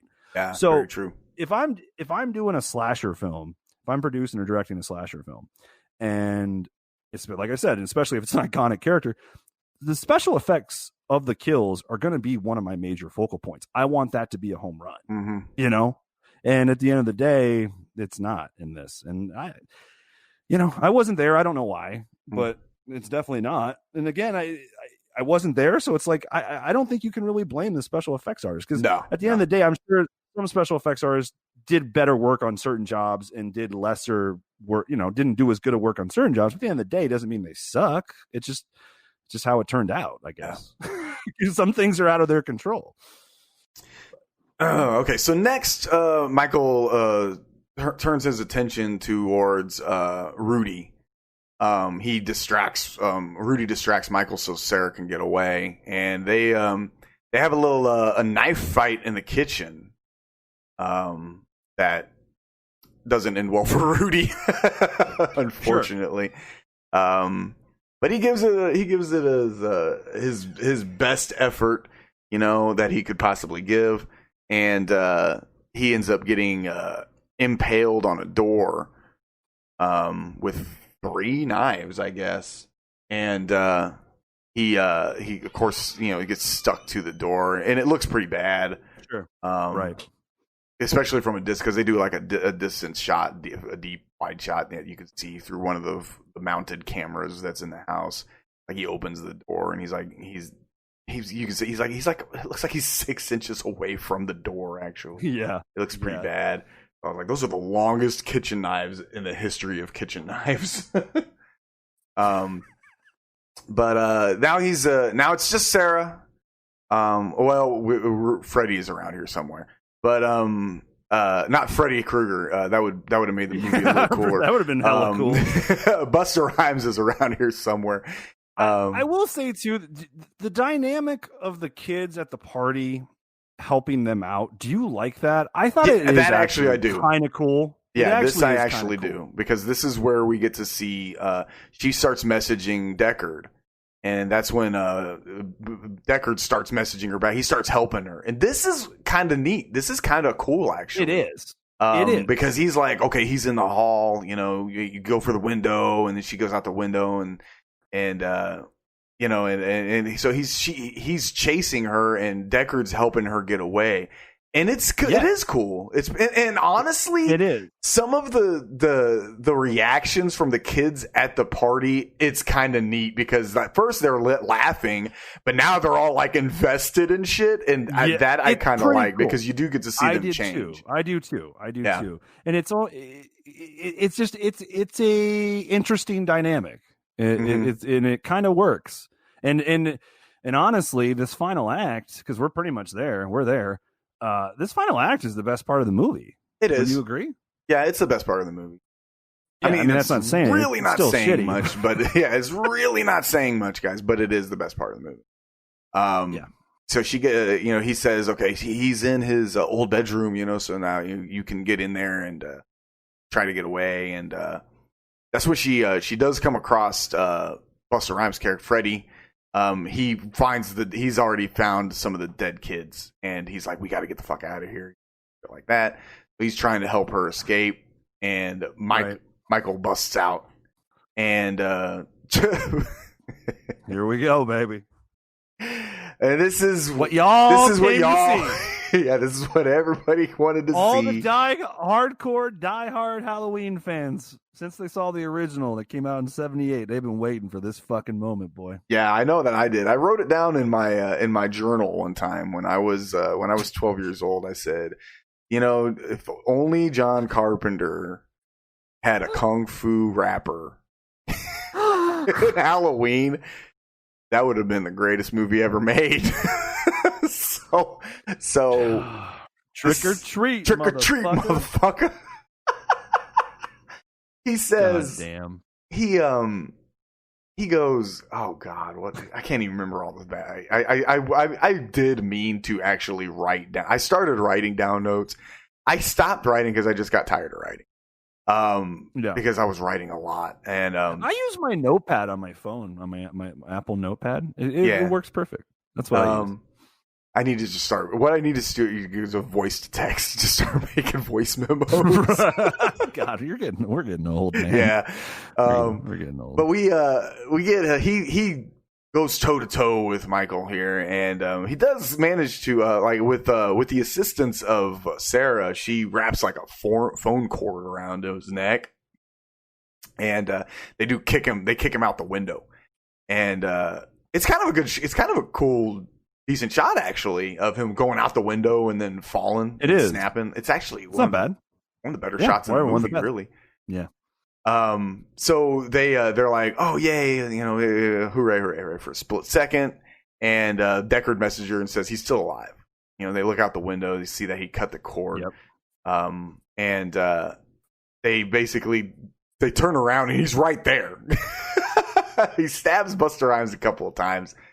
Sarah escapes and she makes her way through the basement, through that area, that small area that what's her face Donna got killed in. I didn't even mention her death. Yeah. Oh, it doesn't matter. Yeah, it doesn't matter. You didn't care about him. Yeah, she gets killed. She gets backed. We don't give a shit about pretty much every character. We don't care about anyway. Dollar Store Julianne Moore. It's fine, Brian. Yeah. It's fine. Yeah. So they she makes her way through and finds her way into the garage. And Michael finds another way into the garage.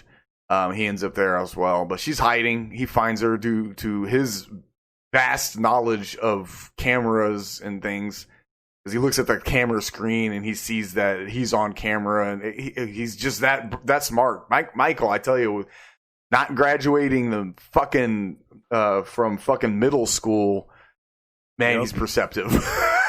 This guy should be a fucking detective. But he does find her, gives chase, and that's when we have the greatest line ever spoken in any Halloween movie. Busta Rhymes kicks the door down. She inadvertently starts a fire, actually. Trick or treat, motherfucker, he says.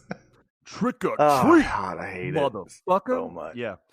Yeah, he does put that pause between the two, doesn't he? Yeah, he gives it a nice little pause, man. He does. Yeah. It was a choice he made. It was a good. Actually, that choice how he delivered that line. It was actually a decent choice. It works, but it's just, it's pretty bad. It's just, yeah. It's like, I don't know, man. It's fine. We've got him doing kung fu and Kung Fu Busta, Trick or Treat motherfucker, and Michael's got these fucking eyebrows that I can't stop looking at. They're so distracting. They are. My God. I hate those eyebrows. What the fuck are they thinking? What? I wish I knew, man. I do. Come on. I wish I was there when they were making this so I could have told them no. If you like this mask, they're all bad ideas. That's fine. If you like this mask, no worries. There are some people that do. I know some people that do like this actually. mask. Yeah. And I kind of get it. It looks cool. Like, it looks like it's a cool looking, like, futuristic kind of like modern version of, I guess, of a Michael Myers mask, I guess. Mm-hmm. But at the end of the day, I like the original so much because it was just so simple. I mean, at the end of the day, it was a fucking Captain Kirk mask that they just spray painted. I mean, that's pretty cool. So that's how simple it fucking was. And this, I just feel like I said it earlier, just way, way, way too much definition and detail. Mm-hmm. Yeah. Busta Rhymes shocks Michael Myers on his ding-ding. And he gets tangled up in lots of power cords, and that's where he picks up Sarah, and they get the hell out. And building burns down, everything burns down. We get some shots of she wants to see the body and stuff, so they show her the melted. I will say that the melted mask onto the head kind of looks cool. It does. It looks very cool. It looks really good. It does. They interview Busta Rhymes. He's a killer shark. I tell you, he's not a sound bite. And I know, like, honestly, what's ironic about Busta Rhymes in this movie is he kind of is the pun of the jokes of why this movie sucks. Like, but he's also the best thing. But he's also definitely the most entertaining fucking thing in the movie. He's the most entertaining thing. Like, he does make the movie at least watchable. He does. Yeah. He does, because the scenes that he's in and his dialogue, it's funny. He's good. It's not that he's like some like masterful acting performance or anything like that. It's not like that. It's just he's just like you said. A lot of it he's improvising. He's just being himself. So it actually brings some like realism to this fucking movie, because like I said, like you said earlier, we don't even like the actors in this. It's not like the actors are terrible. It's just the writing's not very good. Oh God, the script is terrible. You can tell. It's super bad. I mean, not only is the dialogue bad, it's the dialogue's bad, and then the story itself is just not very good. So they take Michael to the morgue, and I actually like this lady's reaction. It's pretty good. He says, he goes, you got a celebrity here. And she's like, oh, I'll be sure to ask for an autograph. And he's like, oh, I'm serious. It's Michael Myers. And then her reaction is actually pretty good, because she's like, I do not want to examine this body. No. It's actually pretty decent, honestly. She's like super like ambivalent about even unzipping the fucking thing. And then, of course, we get the quick shot of the eyes opening and the scream. Never seen that one before in a horror. No, not at all. No, first. That's a first. I didn't see that 1986's Jason Lives. I didn't see that. Did you know they shot like 3 additional endings to this movie? 3. Yeah, and they just couldn't figure out which one they wanted to use. Yes, and they didn't even let the crew know either. They shot Busta. I think dies in one. I think. Because instead of Busta saving Sarah, Miles saves Sarah, because he busts through the door. Because I watched them all today. They're on the Blu-ray that I have. I got the box set from Shout Factory, and right on. They shot them all, and Miles busts through the door, and he actually. He gets Sarah out of there, and then it burns down. He introduces himself, tells him who he is, because she's never met him in person. And then there's another one where like 2 CSI people show up, not from the show. That would have been way more entertaining. Right. But 2 crime scene investigators show up, and one of them is a gal, and she finds the trap door or to the base to the sewer area or whatever. Sure. And she's inspecting it, and Michael jumps up real quick and grabs her, and then it cuts away. And then there's another one where it ends with Sarah saying that she wanted to see the body, and they open it up, and while they're opening it, Busta Rhymes talking shit to it, and then the hand comes up and it starts choking out Busta. And that's funny. As he's getting choked, Sarah slams an axe down onto Michael Myers' face to kill him. And I'm really glad they didn't use that ending. While I would have liked the idea of that happening, I hate the after conversation that Busta has with Sarah. Sure. It just doesn't fit. Because he's like, this dude just came alive and started choking him, and then she slams an axe down, and he's just like, look at you, badass.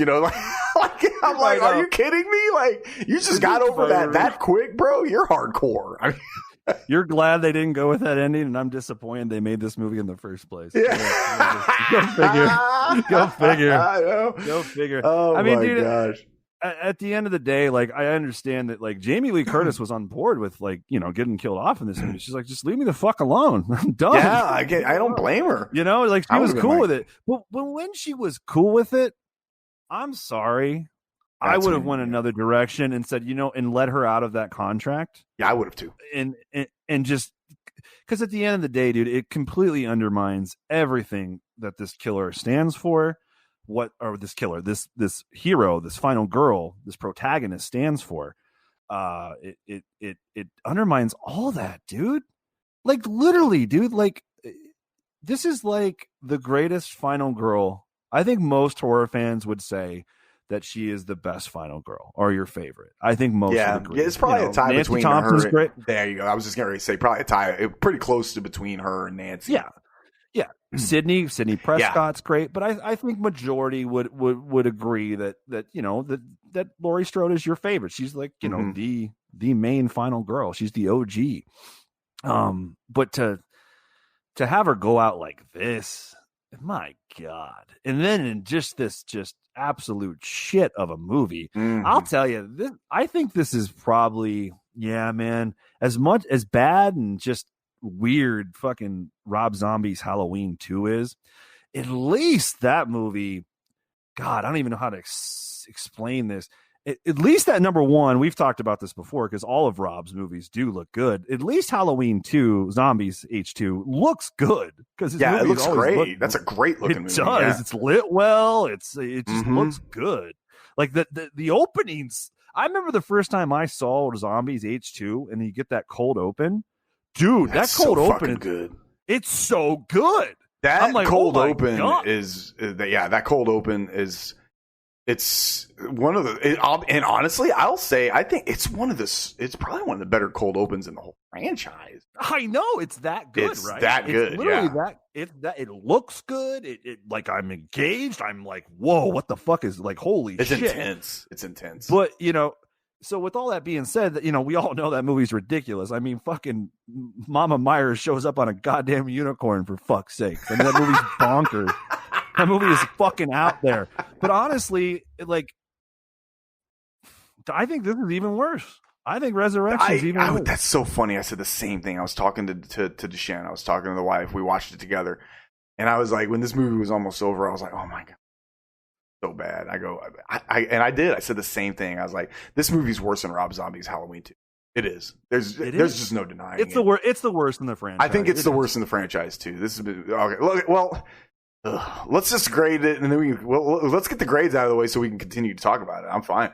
I'm gonna go ahead and give it. This is a half. I'm giving this a half a fucking steak. I'm giving this a piece of a steak, one half of a steak through poor Busta Rhymes kung fu, putting your hands where your eyes can see and passing the Cavassier ass.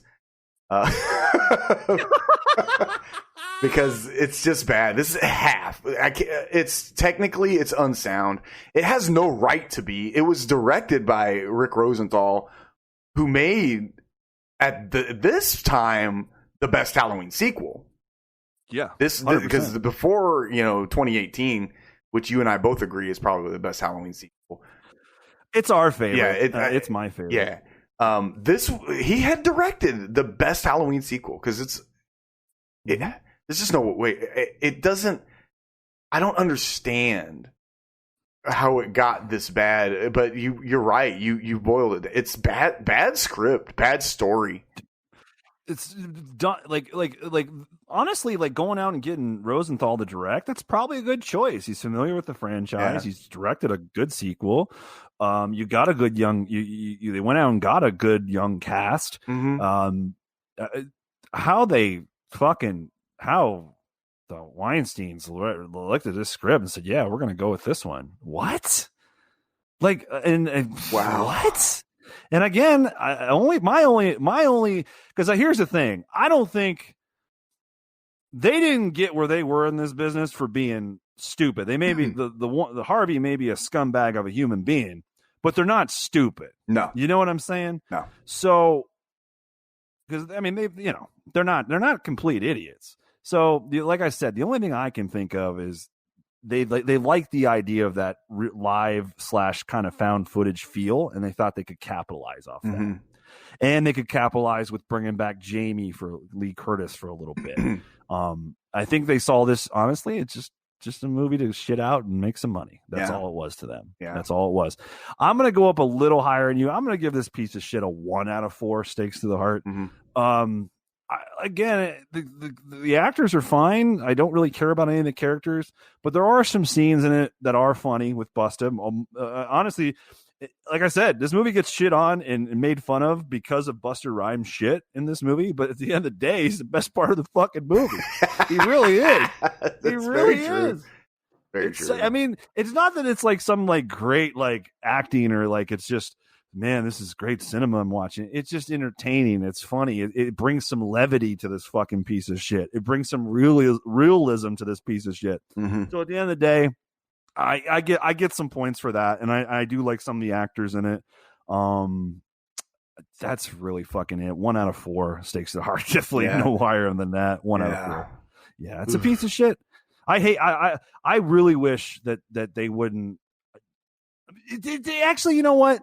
I used to think this. Now we got the new Halloween timeline, and Laurie Strode's character has been saved from the dead. Yeah. Thank fucking God. Thank goodness. Because, dude, after this, that was one of the reasons I was so frustrated with this movie, was mostly the Laurie Strode stuff, because I thought that was it.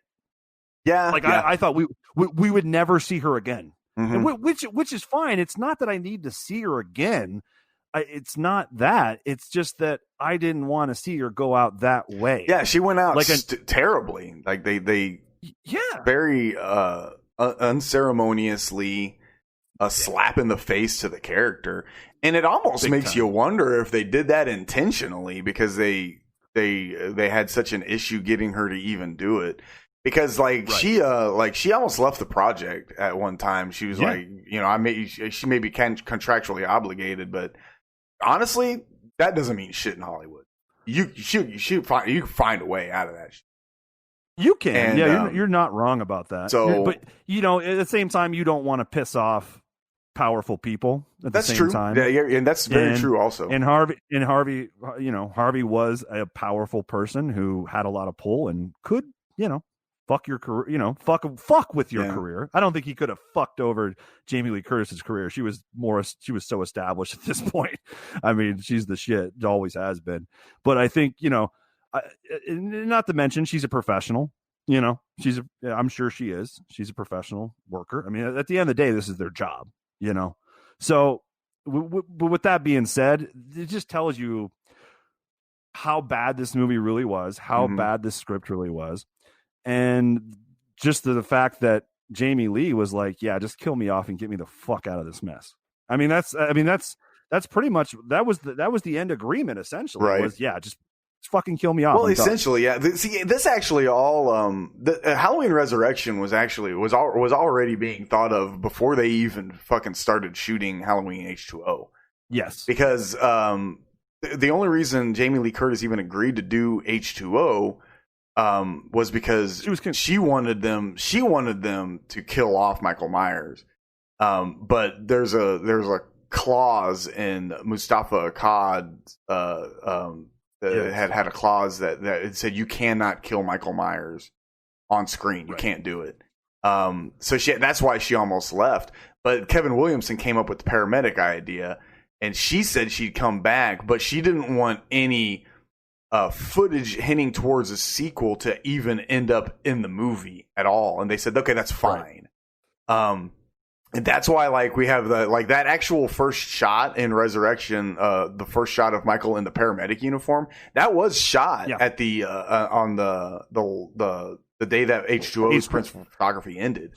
Yeah, that was actually shot at that time. Gotcha. So yeah, the whole paramedic thing was thought up before they even fucking made H2O. Interesting. Okay. And it's weird because when she signed on to do H2O, the agreement was that that she would, because she wanted to come back for H2O. Mm-hmm. Yeah, she did. It's not like they had to drag her in blah blah blah. She liked the project and she was on board. I mean, that's the only reason she did Halloween 2018 is because she loved the script. I mean, that's why she did it. And I do too. I know a lot of fans are kind of split on Halloween 2018. I love the character development of Laurie in that. I love that. And she's so good in it. And again, it feels like a Halloween movie. It does. But this is just, man, this is one of the worst sequels of all time. Let's just say it for what it 100%. It's easily one of the worst ever. It's an insult to the franchise. It's an insult to Laurie Strode's character. And you're right. It almost killed the whole fucking franchise. Dude. And and when you see, when you watch this and then watch Halloween by Rob Zombie. Yeah, go ahead. We'll watch Zombies Halloween. Well, when you watch this and then that, it makes Rob Zombie's Halloween look so fucking good.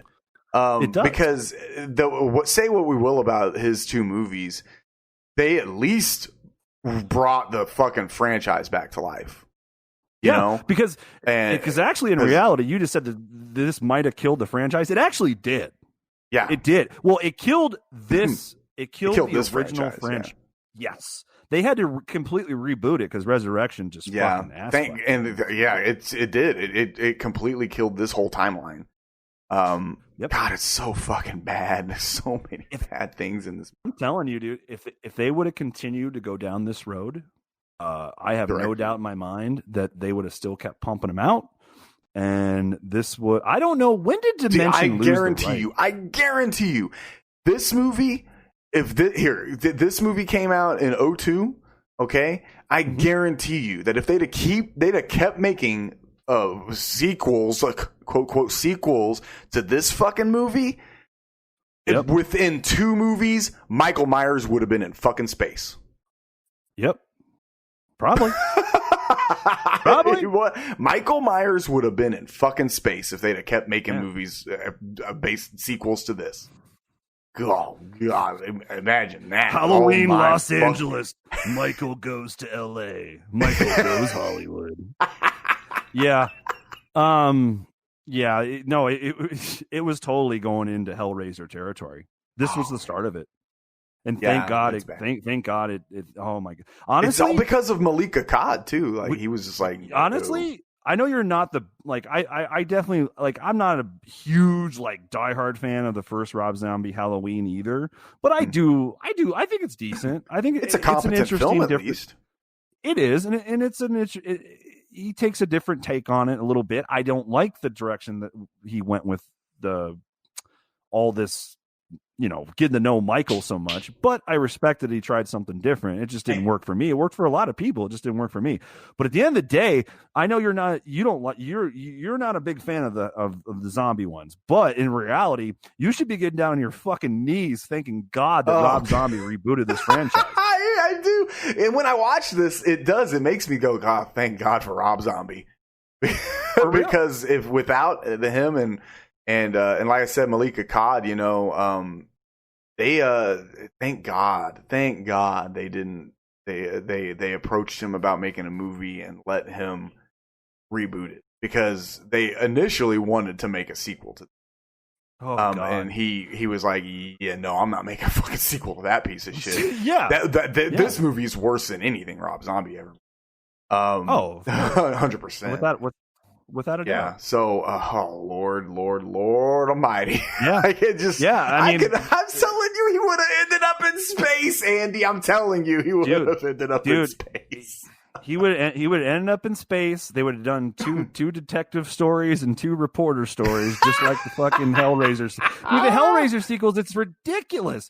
Dude, they literally, part 3 and Hellseeker are both reporter stories, and then fucking Inferno and Judgment are both detective stories. It's the same fucking. Oh my God! I just watched 2 of those yesterday. I told you about. Yeah, that was an experience.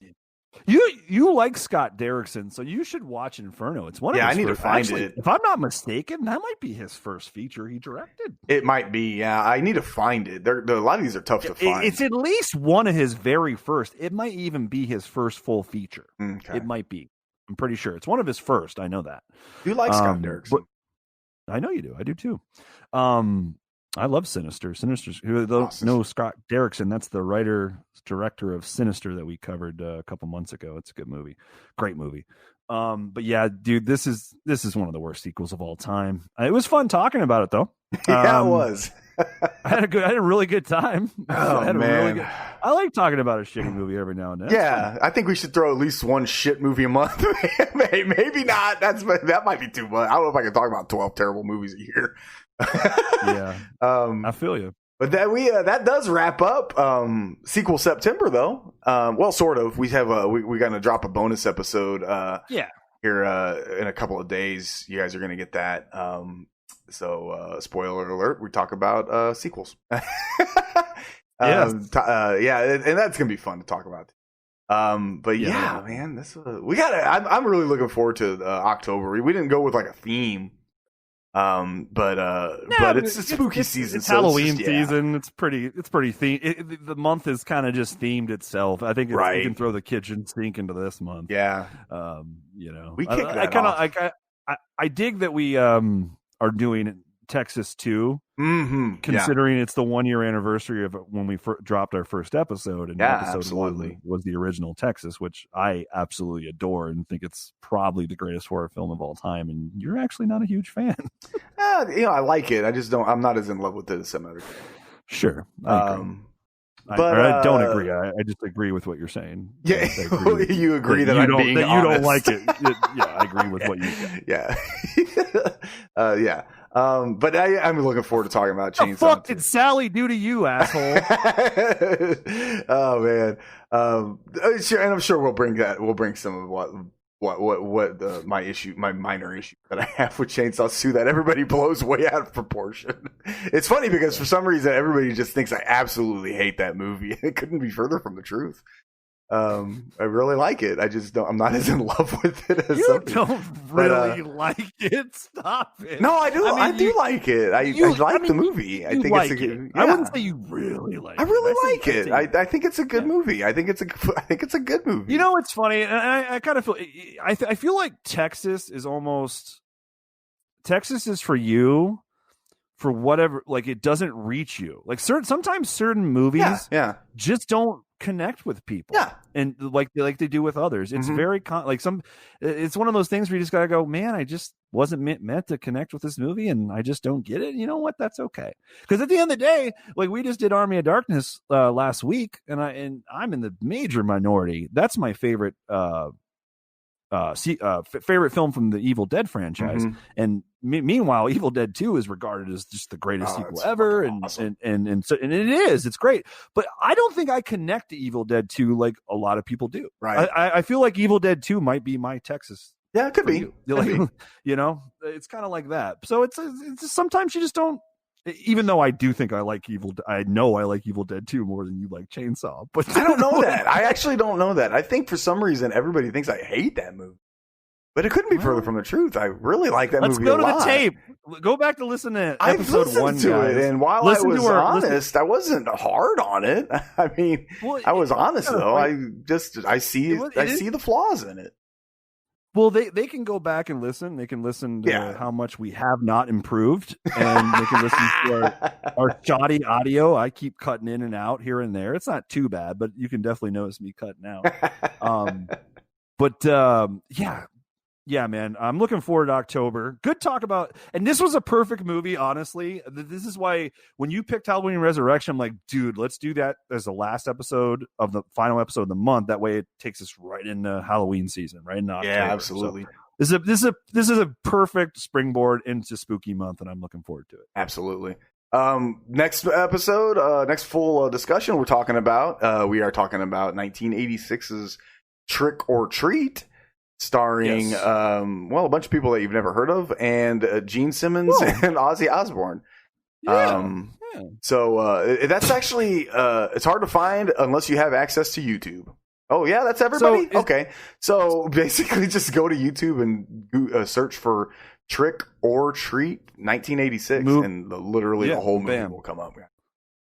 It'll pop up.